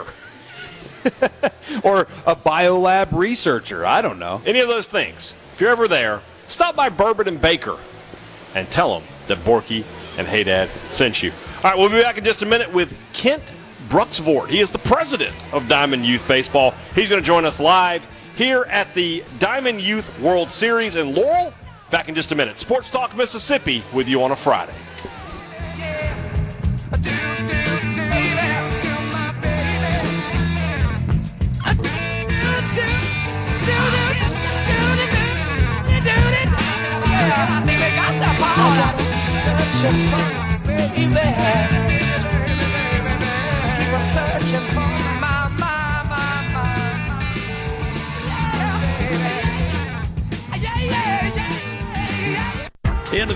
If it's happening in Mississippi sports, you'll hear about it first, right here. Sports Talk Mississippi.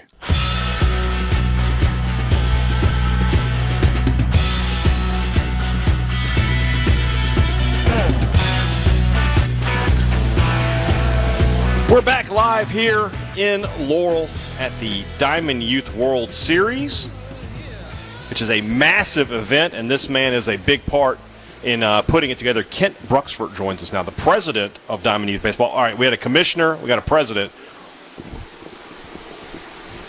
Turn him up there. What's the difference? You know how to do that, too. I don't, actually. I leave that to the professionals. So the commissioner is in charge of all things baseball and all things softball. Okay. Right? So think play on the field, rules, all those kind of things. Okay. The president is more the administrative, policy, strategy, marketing, those kind of things. And the vice president will be Brian Haydad after today. And I do nothing. Do you have There a you go. cabinet position for us? Title, just a title. A title. We have plenty of people with titles that don't do a lot, so it'll work. Perfect. I'm perfect for the job. You come to the right place here. We were talking to William earlier and about the scope of this event. He said it's a 2-year process trying to put this together. What are those early days like, and then what are those last few days before you get started? Right. So, I mean, the early process is we put it out for bid, and bid really says, I want to have it. It's not a financial bid, and they have financial responsibilities, but it's not based. And so, like now, we've already awarded our 6U tournament in 2028. We did this the other night to Hattiesburg. Great. So we've been to Hattiesburg. We've inspected their facilities. We have a list of requirements. We've been down the list of requirements. Check off yes, yes, yes. Oh, if it's a no, then what are you going to do about it? So that's happening now. So if they need something, they got 2 years, right? If they got something, as simple as most cases, they have a ballpark that's ready, or they wouldn't be there. But requirements. Hey, do you have the hotels we're going to need? All those kind of things. So that you have that flurry, then you award it, and then they're out doing stuff. We'll follow back up again with them in about 6 months and in a year, and we kind of keep it flowing then, but just to be sure. So this is a great baseball state, not just college, but at the high school level, at the youth level, junior college, everybody. Is that part of the attractant to Mississippi? You got the whole South to choose from, and you keep choosing us. I think that's part of it because the Mississippi people want to hold tournaments, right? You kind of get that. It's a baseball, like Laurel, right? It's a baseball town. I want to bring people in. I want to hold tournaments.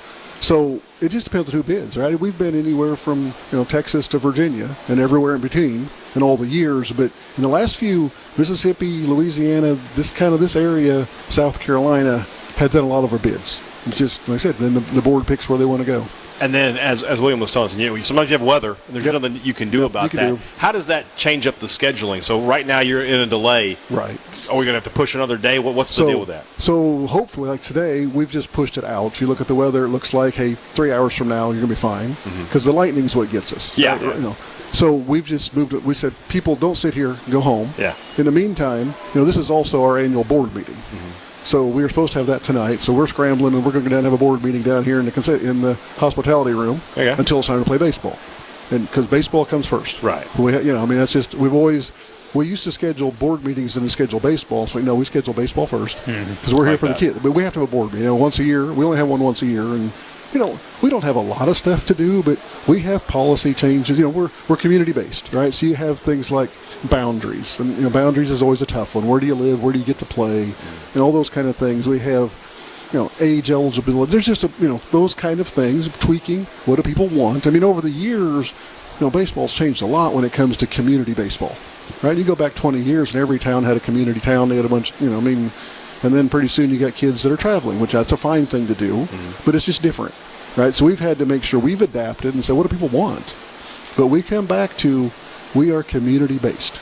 That's our thing, and we know that there's kids that don't want to do that, and that's fine. But, the towns that are here, that's their town team, right? Whether it's an all-star team. In some cases, in the smaller divisions, it's their town team, period. But, they got to win their way here. You don't get here just by playing once in a while. We won a district, a state, whatever it may be. So it's about the community, because it's about the kids. We've kind of fallen to that thing of, to affect the kids, the community's the best way, and that's our whole thing. We're here to impact kids. We use baseball to do it, but that's our thing. So how do we get more kids in the program so we can have another impact? And I feel very strongly about that. How are the districts set up? Because we said earlier, you got kids all the way from Texas all the way up to Virginia, and basically everything in between. Right. Where's the other series going on right now? So this is our last one. Okay. So we go to states. If you go back from where we start, we go to states. And in a state, they determine their districts. Okay. So if it's Texas, they may have 10 districts because they're that spread out. Right. Arkansas may have 3 because they're, it's smaller state. Yeah, it's kind of like, how many total franchise or leagues do we have? What fits a district? Because district, you want them to be able to play close to home. Yeah. Right? And then, hey, win my district, I go to state. Win state, I get to go to the World Series. I gotcha. So, we 20-some years ago, I coached, in 1998, I coached in the first ever 10U World Series we had. And that was the second, we had a 12U and a 10U. And now we have 16 World Series. Wow. We've added 6U, 8U, 2 12Us. We added girls. 3 years ago, we started a softball program. And there's, 6, 8, 12, 10, 12, 15, and 18 there. So it's become a much bigger thing, but allows us to impact that many more kids. And in a community thing, the younger ages is kind of the sweet spot. As they get older, the better players tend to, they tend to travel. It's fine. It makes sense. So we really emphasize those younger ages as well. Very good stuff. Kent, really appreciate you having us here today. Appreciate all you do for youth baseball. As we were just telling William, for me, it's as much American as anything else. So really appreciate your time. Kent Brooks, we appreciate you being here. Yeah. And everybody here you see is a volunteer. Yeah. So it can get interesting. There you go. President of Diamond Youth Baseball. We'll be back with the College Football Fix in just a minute.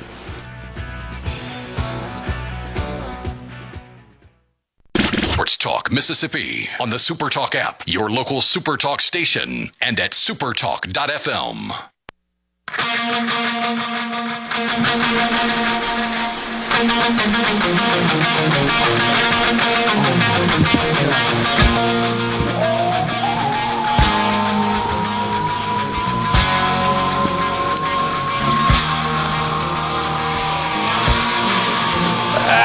Final hour of the week, Sports Talk Mississippi. Michael Borky and Brian Haydad, as always. I say that. Haydad's taking some time off. Deserved time off. Everybody needs a little time off. Yeah, you say that. I got to work on Monday. I got to work. We really do. I mean, what are you doing on your day off? I got some days off. But Haydad will be taking some time off, and he deserves that. But we are here every single day on all 12 of these SuperTalk stations, online at supertalk.fm. You can watch us on the SuperTalk app on your smart TV or C-Spire. We're all over the place. You cannot miss us if you just want to be a part of our programming. We are literally everywhere. So we're glad that you're with us wherever you are. Again, we're at the Diamond Youth World Series in Laurel, Mississippi. I love the 2 interviews we've had so far. The volunteer thing. All these guys running this they're not in it for the money. This is not a career for them. It's a labor of love, as they called it. I love to hear that.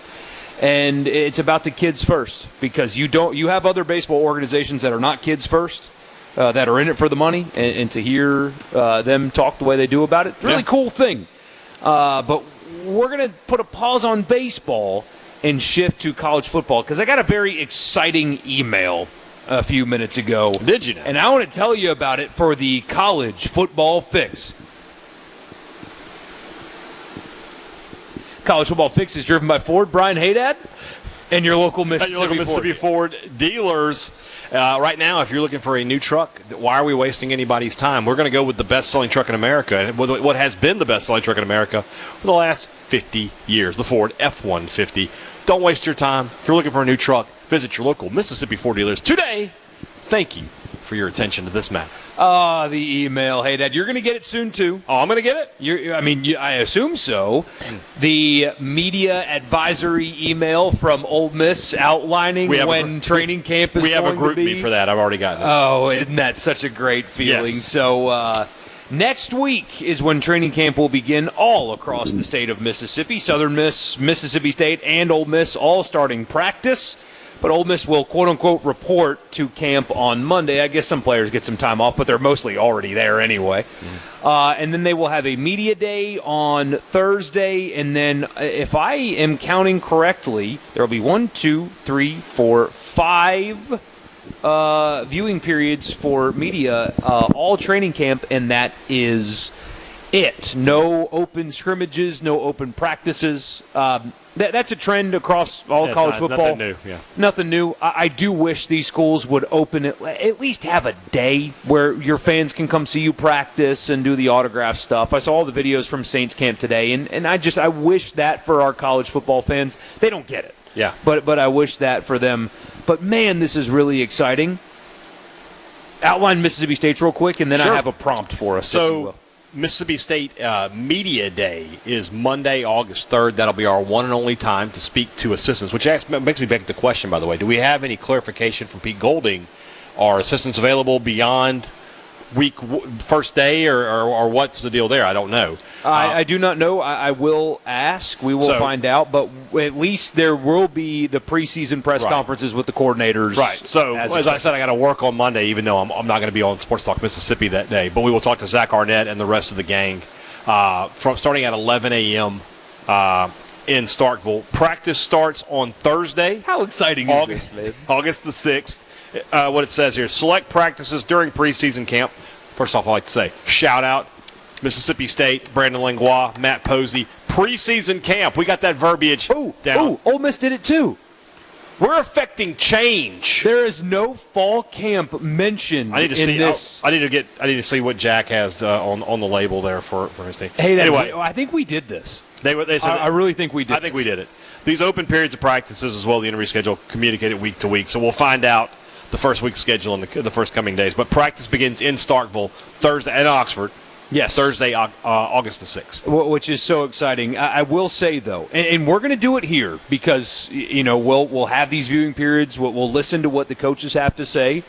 I do think at times there's a lot of coach speak to the point where you should just ignore it completely, and then sometimes you learn something depending on – I think the players at times often open up some information that you may not get from coaches.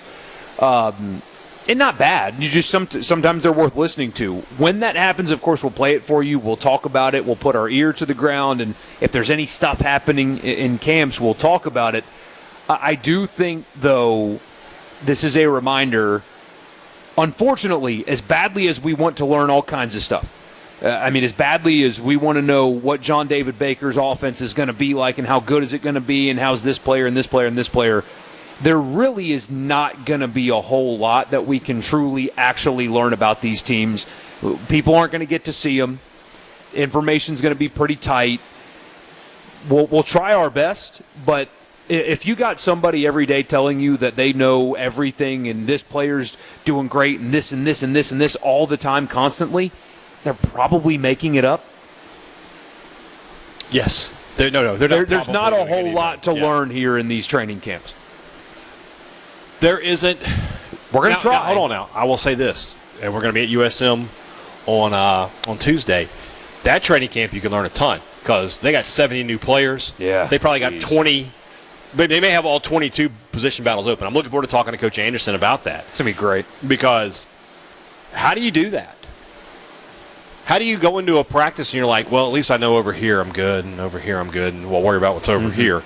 He's got to have eyes everywhere. Going to have to really rely on his assistant coaches and his analysts and all of his staff because he's going to have, it's going to be like information overload. I bet his spring was the most intense spring he's ever had. Probably had to be because we got to find out who can play. Yeah. So 70 new faces for the Golden Eagles. So, yeah, I would not say definitively you can't learn anything. You can learn a lot. You learn things. Yeah. And, again, we're going to try, but it's going to be tough. I mean, all of the questions about Ole Miss that I have, I think, frankly, all of them are ones that cannot be answered until clock hits 0 on September 6th. Because, well, what do they have at tackle? They really like Terez Davis. Pete Golding, he's been in the program too, which helps. But what will we know he's capable of? We'll find out against Louisville. Yeah. Offensive line as a whole, what will we know? What will John David Baker's offense look like? None of those real, big questions that we really want to know will be answered until then. It's interesting the difference there in Golding and Levy. Golding, we got to find out what kind of coach he's going to be game to game. Now that it's... And we've seen it, but now still. that he's completely in charge and the people that he's hired are his people, we have to find out. With Levy, we have to find out, has he changed? Is he going to do things differently than he's done the last 2 years? Yeah. And for those who say, well, don't you want him to... I do, but you're 7-18. That's your record. You have to change. You have to have some change in there. I think the assistant coaches we're going to talk to on Monday play a role in that. Having some of the experienced guys on offense like Kevin Johns and Philip Montgomery, bringing in a true experienced defensive coordinator in Zach Arnett, bringing Matt Brock back to Mississippi State, a guy who had a lot of success coaching linebackers and working with the defense. You've put yourself in a position where you should have improvement. You should. We're going to play the whole, what the schedule's so tough and 6-6 is the new 7. I'm not going to buy into that. I'm just not. In year 3, you should be able to find a way to win some of these games. And you should be able to do that. And if you can't, well, then we got to talk about hard decisions. And I'm glad. I think it was Andy Staples that brought it up to us at SEC Media Days about coaches improving in-game coaching. Because there's a line of thinking, too, that, well, they are who they are. Not necessarily. Because I'm not saying this is going to happen to Jeff Lebby. They very easily could go 4-8 and fire his butt. But Mario Cristobal was a horrible in-game coach. He was the butt of jokes. If another coach made a bad decision in a game, it was, well, he just Cristobaled. It was that bad. Miami lost a game when all they had to do was take a knee. Literally, there's no hyperbole in this statement. If they take a knee, they win. That's it. Period.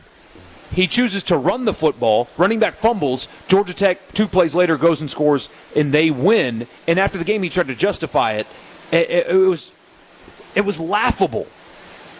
And this past season, man, he fixed that.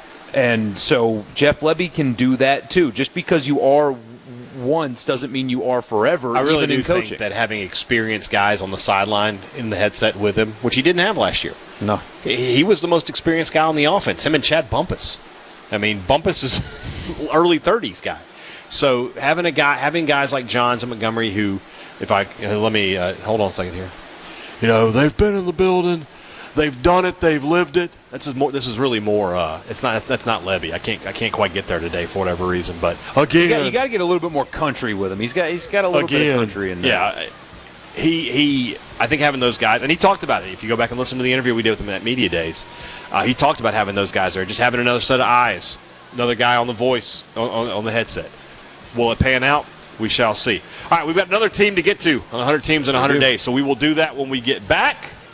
We are still live here at the Diamond Youth World Series in Laurel. Sports Talk Mississippi on the road. We're going to be on the road a lot the next 2 months. You're going to see us all over the great and sovereign state of Mississippi. We'll be back in just a minute here on Sports Talk Mississippi.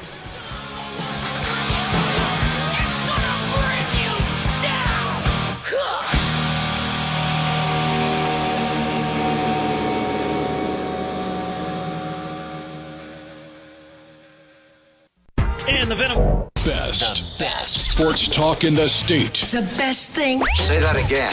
We the best on 3. 1, 2, 3. We the best. Sports Talk Mississippi. Super Talk Mississippi.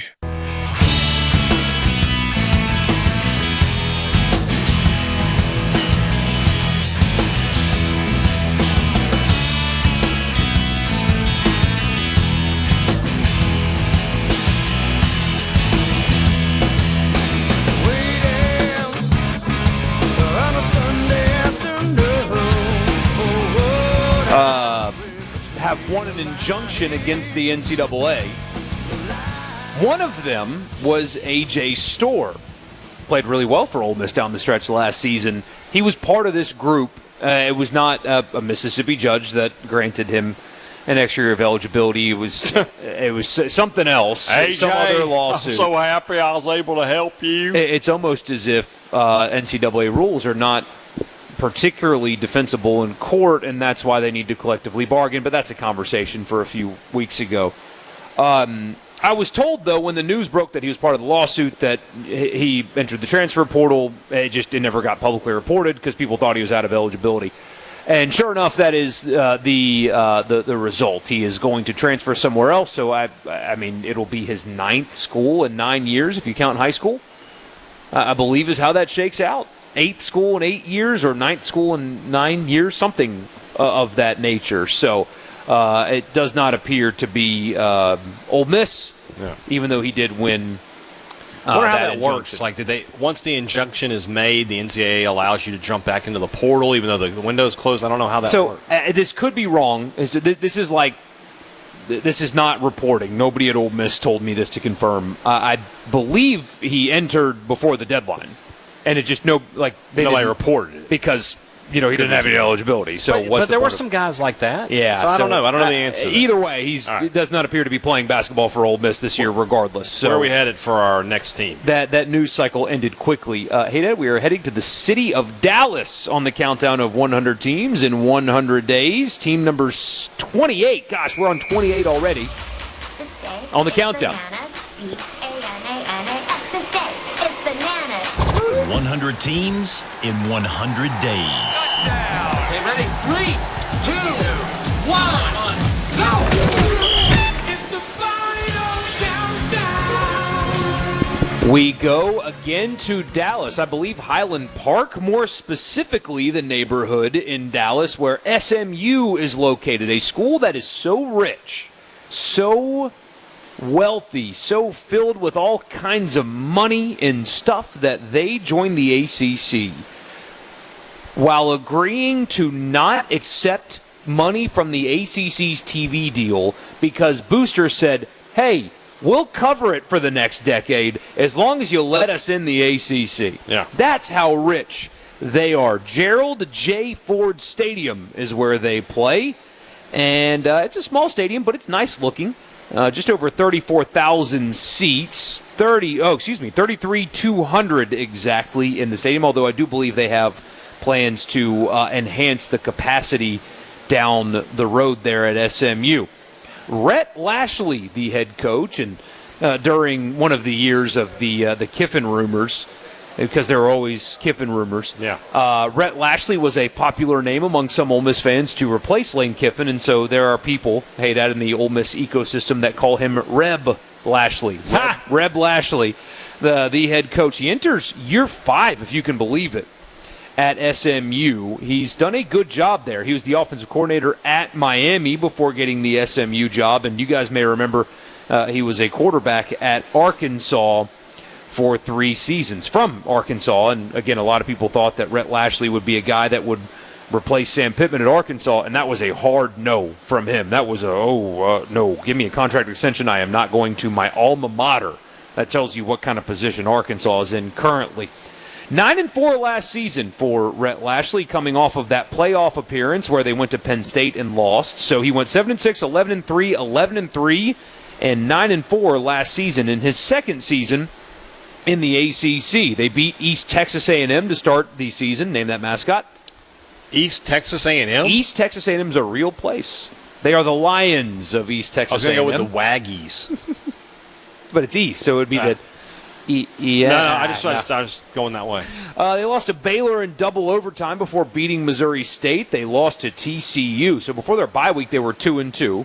Rattled off 3 consecutive wins over Syracuse, Stanford, and then they won at Clemson before losing at Wake Forest by a score of 13-12. Where were you when SMU lost to Wake Forest 13-12? I was not watching.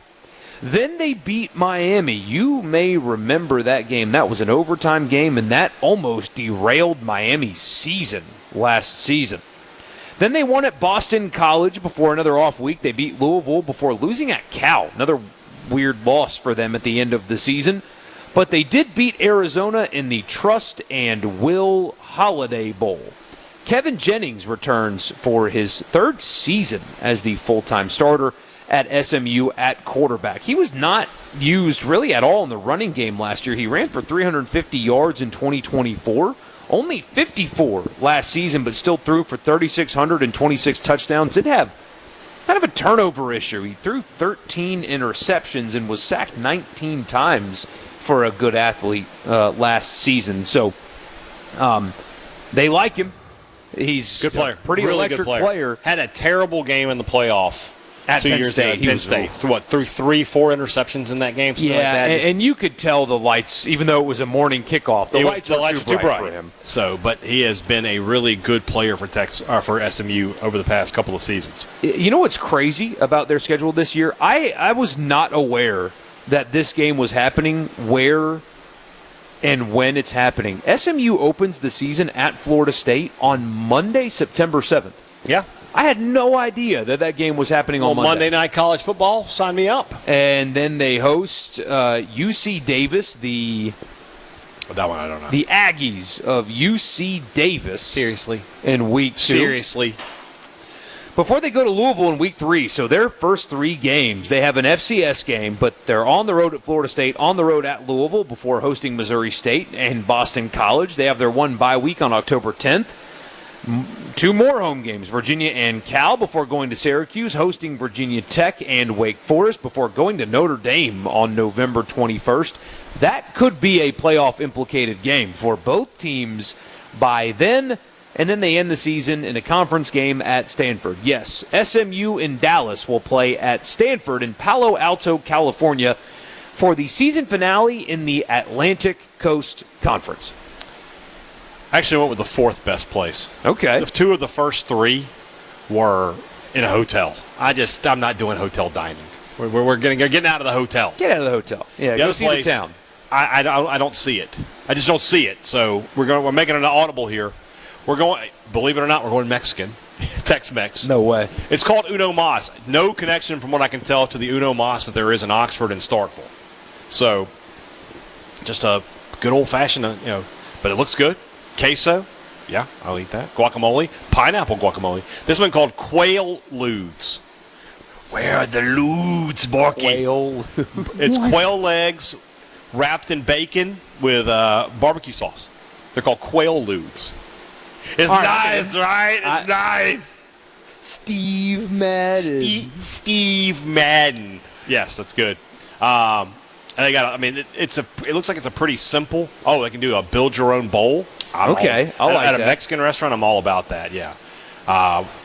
Queso Fundido burger. I'm with also in on that. Queso Fundido with the chorizo and everything else, and cactus on there. Would you eat cactus? Yeah, I've had cactus. Okay. It's okay. Yeah, they got this is a really good, solid Mexican restaurant. I think the food here looks fantastic. Oh, they got all sorts of fajitas. Cauliflower. Oh, no, why? Just say it. Come on, guys. If you want to go that way. Chicken, shrimp, steak, and of course you can get the combos. Mezcal braised short rib enchiladas. Ooh. Okay. I get it. I see where you're going. They got 6 different house-made salsas. They got a fried ice cream sundae for a dessert. Fried ice cream. Yeah, we're in. If you're ever in SMU, God knows you've got the money to eat there.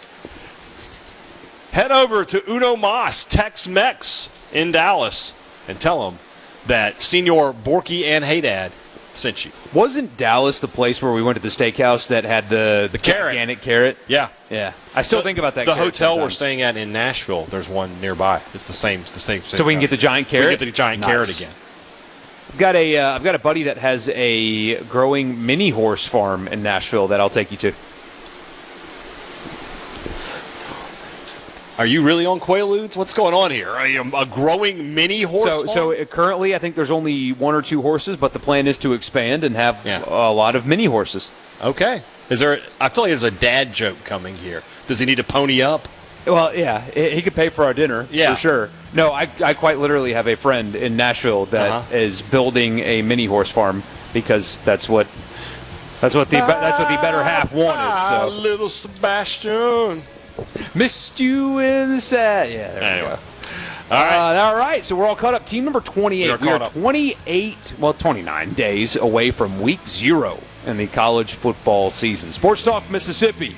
Diamond Youth World Series in Laurel. We'll be back in just a minute.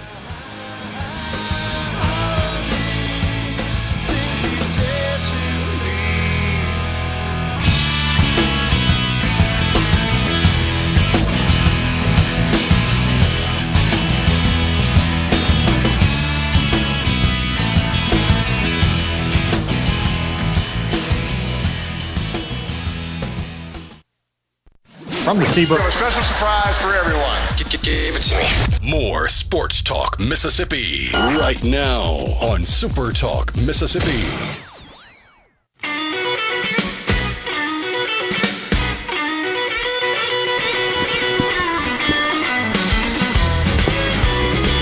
That makes me happy. What happened? The New York Post is reporting that the plan of Gianni Infantino to bring private equity into the World Cup now dead.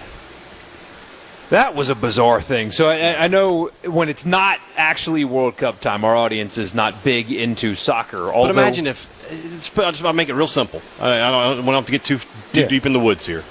Imagine if private equity was like, we're going to buy the Super Bowl. Greg Sankey was going to try to sell it, parts of the SEC off to a private equity. That doesn't work for me. So I'm glad this is out. And now the next thing is to get the guy Infantino out. And that would be great. Move on with our lives. I mean, look, I expect corruption from FIFA, but even you got to have limits to how much corruption I'm willing to accept there. Speaking of corruption, Lane Kiffin.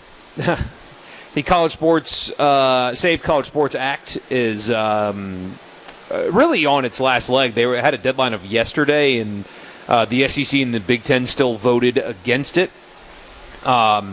Now, of course, they don't have a vote in Congress, but apparently the authors of the bill and Ted Cruz, Maria Cantwell, those people were furious with the SEC and the Big Ten for not going along with whatever they wrote because they believe they wasted a whole lot of time, which my counter would be, don't you do that every day? That's every day of your life, senators. They are going into a recess here for a month, and the bill's not satisfactory anyway. It's likely not going to come up at all, and even if it did, it probably wasn't going to get voted in anyway, so all of the years of lobbying and everything very likely down the drain. Tennessee's AD still 7 years of college down the drain.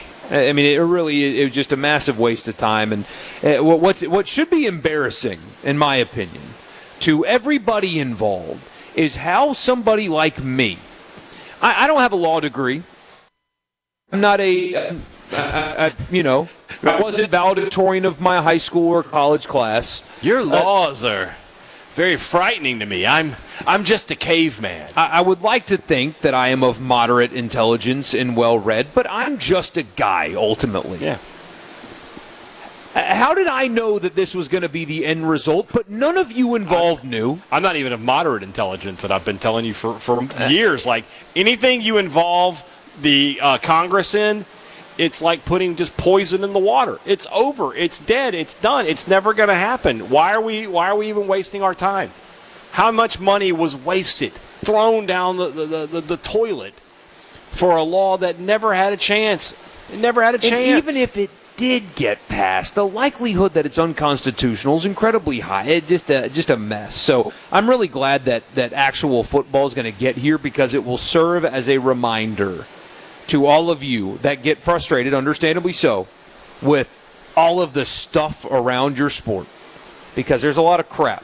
And I read about it every day, and we talk about it because I feel like you guys need to be informed on what's going on with your teams and your programs and whatever.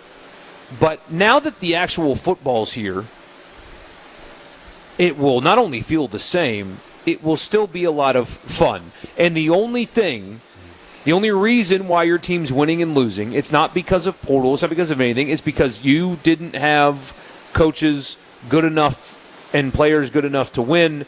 And if you want to fix that, there's an avenue to do that. And if you win a lot, it's because of that. And there's no – I don't like the scapegoating. Well, my team's not winning. It's that dang portal. Well, why are the teams that are beating you winning then? Oh, they use the same thing. Yeah. So I'm completely with you on that. But football's here, and it's going to feel and look the exact same. You're going to go to the stadium. You're going to tailgate the same way you always did. They're going to play the same fight song. The uniforms are going to look generally the same, and it's the same colors and the same stadiums. It's going to be great again. It'll be fine. It'll be great. It's college football. Agree with this from the C Spire text line, but those Congress people had some nice money passed to them.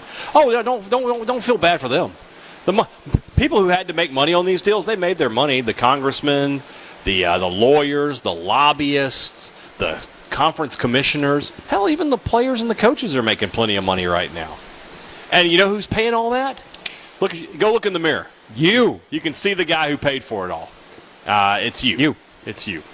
So yeah, that's where we are. But as you said, now we've reached the point in the calendar year where we can stop talking about making the sausage, and we can just throw it on the grill and have our cookout. We are there at that point with football. Next week we will have preseason football. Sure, we'll have some of that to talk about. We'll have practices to talk about. You all right? Well, I love you got like a twitch here. No, I am fidgety. Yeah. I mess with stuff. I am too. I have the fidget legs down here. But if there is a Elroy Crazy Legs Hirsch thing going on, baseball, a football, a golf ball, a hockey puck. If there's you're not watching on the C Spire or on SuperTalk TV, he's got a baseball and he's just tossing it back and forth. Yeah, I love it. Like, calm down. I could do this all day. I'm sure you could. I do my best thinking when I'm doing something. Who was else. that had like? Oh, it was Tom Cruise in A Few Good Men, where he had the baseball bat. That's when it is best thinking. Are you galactically stupid? I guess would be the question. Apparently, yeah. But no, like when I would rarely study in college. Sorry, old Miss Journalism School, but I also didn't get the best grades either. So right. It's not like I'm saying I got straight A's without studying.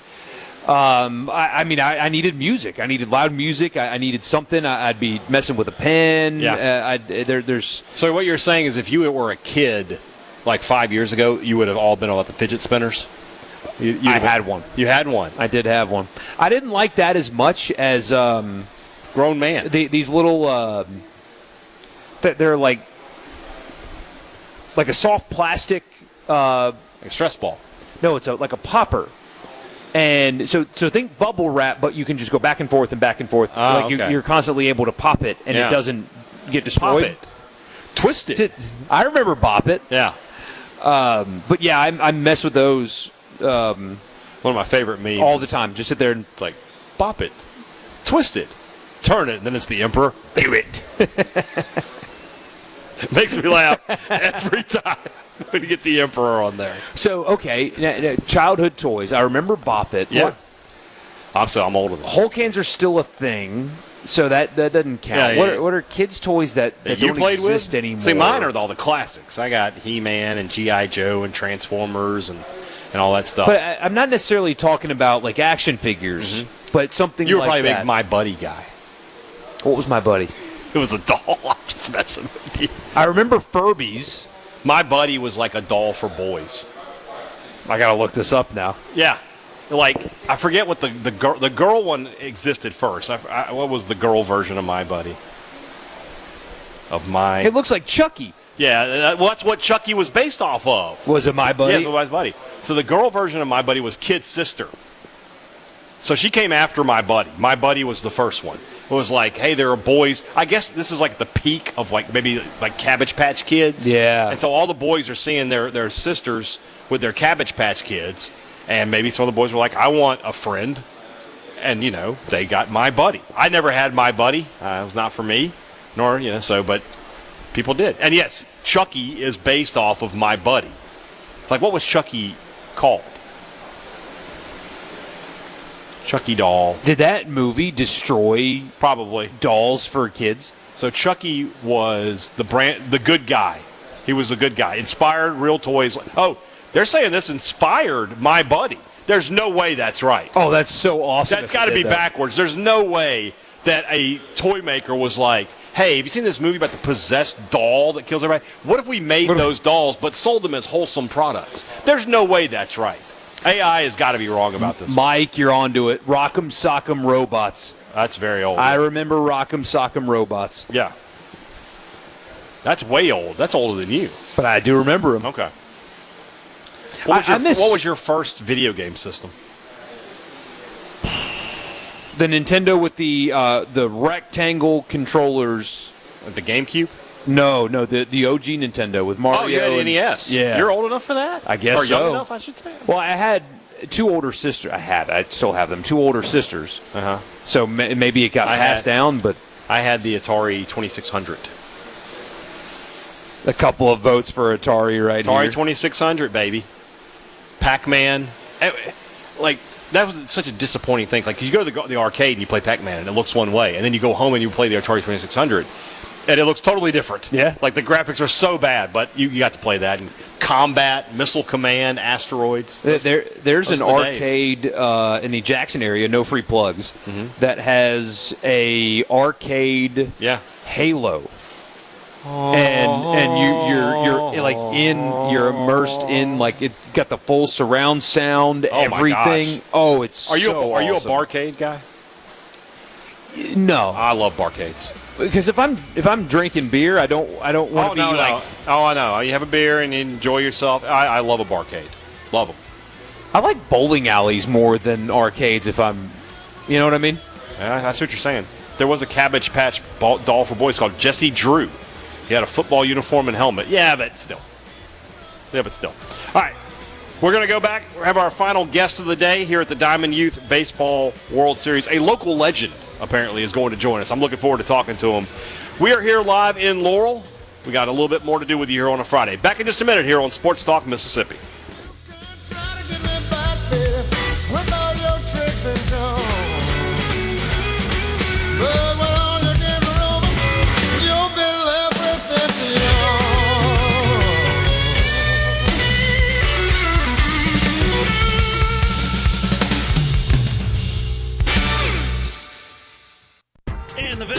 Sports Talk Mississippi is back. This is it. Super Talk Mississippi.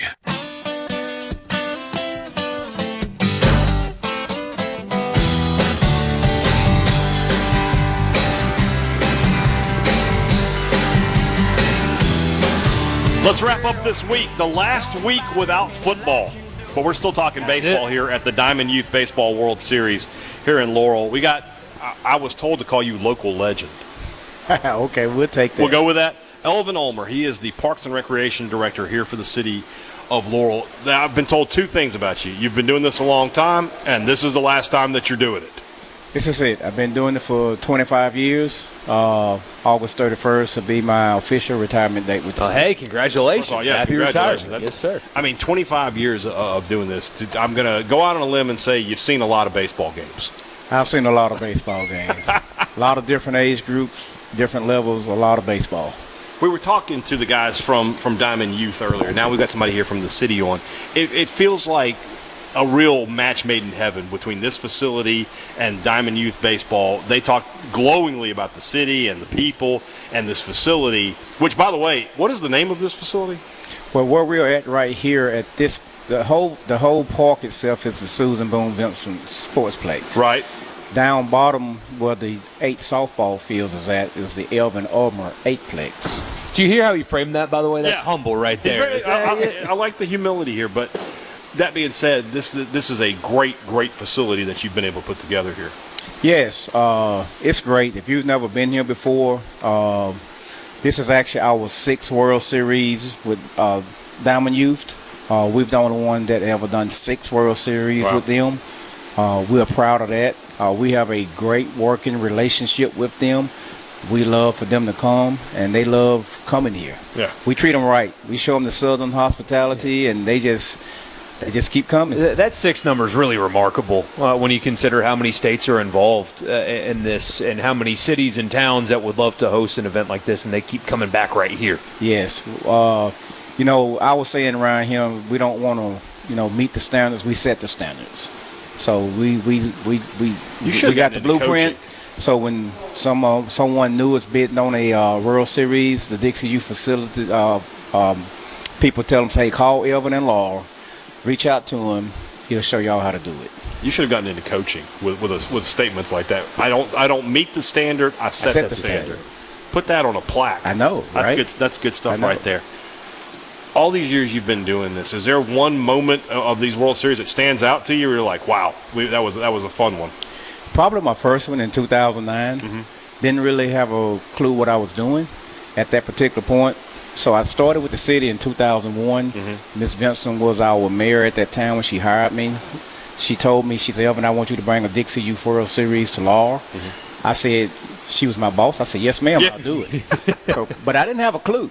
Yeah. So I kind of went out on the limb in 2005. I went to Muscle Shoals, Alabama. I didn't know anyone in the Dixie organization at that time. I showed up at a hotel where everybody was staying, and I just started walking around, shaking hands, introducing myself, say, hey, I'm Elvin Orman from Laurel, Mississippi. We're going to be bidding on the Dixie Youth World Series in the near future. Well, 2007, I went and did my first bid presentation. We won it. We hosted in 2009. But this one here is actually the 6th one since 2009. It's gotten to the point now where the people from Diamond Youth are just like, oh, it's just Elvin. We don't have to worry about anything with him. Yeah, when they come, they know everything is taken care of, you know. So if you look around the facility, you can see the improvements we made starting in 2009. We had to redo press boxes and a lot of other stuff. And since 2009, we've built 3 different press boxes plus 8 more new fields. How important is this event to this community? It's very important. So over the last 3 weeks, so we did a 3-week World Series. Right. The first week we did softball. Second week we did Division II baseball. Now we into the 3rd week of Division I baseball. So there's approximately 2,700 coaches and players that has come through Laurel over the last 3 weeks. And then you get the parents and everything. The parents, you know, they say there's approximately 18 to 20,000 fans that's going to be coming here. And the economic impact was estimated about $25 million, what it was going to bring to the local area. Wow. We got Meridian booked, Laurel, Ellisville, Hattiesburg, Collins, McGee, and Taylorsville. So everything is booked. We haven't got some teams staying down on the coast. Wow. Yeah. And coming up here for their games, then going back down to the coast. That's crazy. That's absolutely crazy. What is it about this part of Mississippi? Baseball is big in this state everywhere, but in this part of the state, for whatever reason, and I think part of it is because of our local parks. We have so many great places to play baseball that it's become such a big deal. Is that what you think? Everywhere I go, I tell people it's baseball heaven. Yeah. It's just, you know, here, Hattiesburg, Petal, Oak Grove, it's baseball heaven. You know, this is the best baseball that you're going to get, that you're going to see at the ages that we do. At one time, Laurel, we was the largest Dixie Youth, I think we still are, the largest Dixie Youth program that was in the state of Mississippi, you know, and we're steady growing. Congratulations to you on this event, and congratulations to you on a great career. You've been, like I said... Yeah, enjoy the fishing. Yeah. Now you don't have to worry about it. Next year, next time they come up here, you just be like, it's somebody else's problem. Yeah, exactly, right.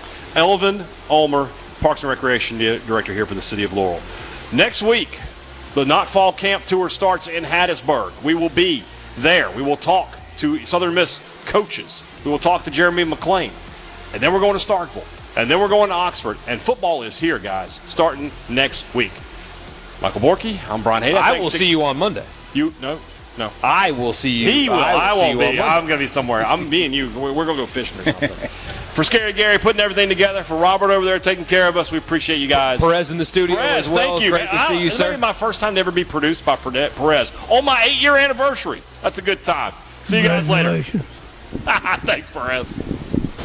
Oh, it's incredible! A SuperTalk Mississippi media production.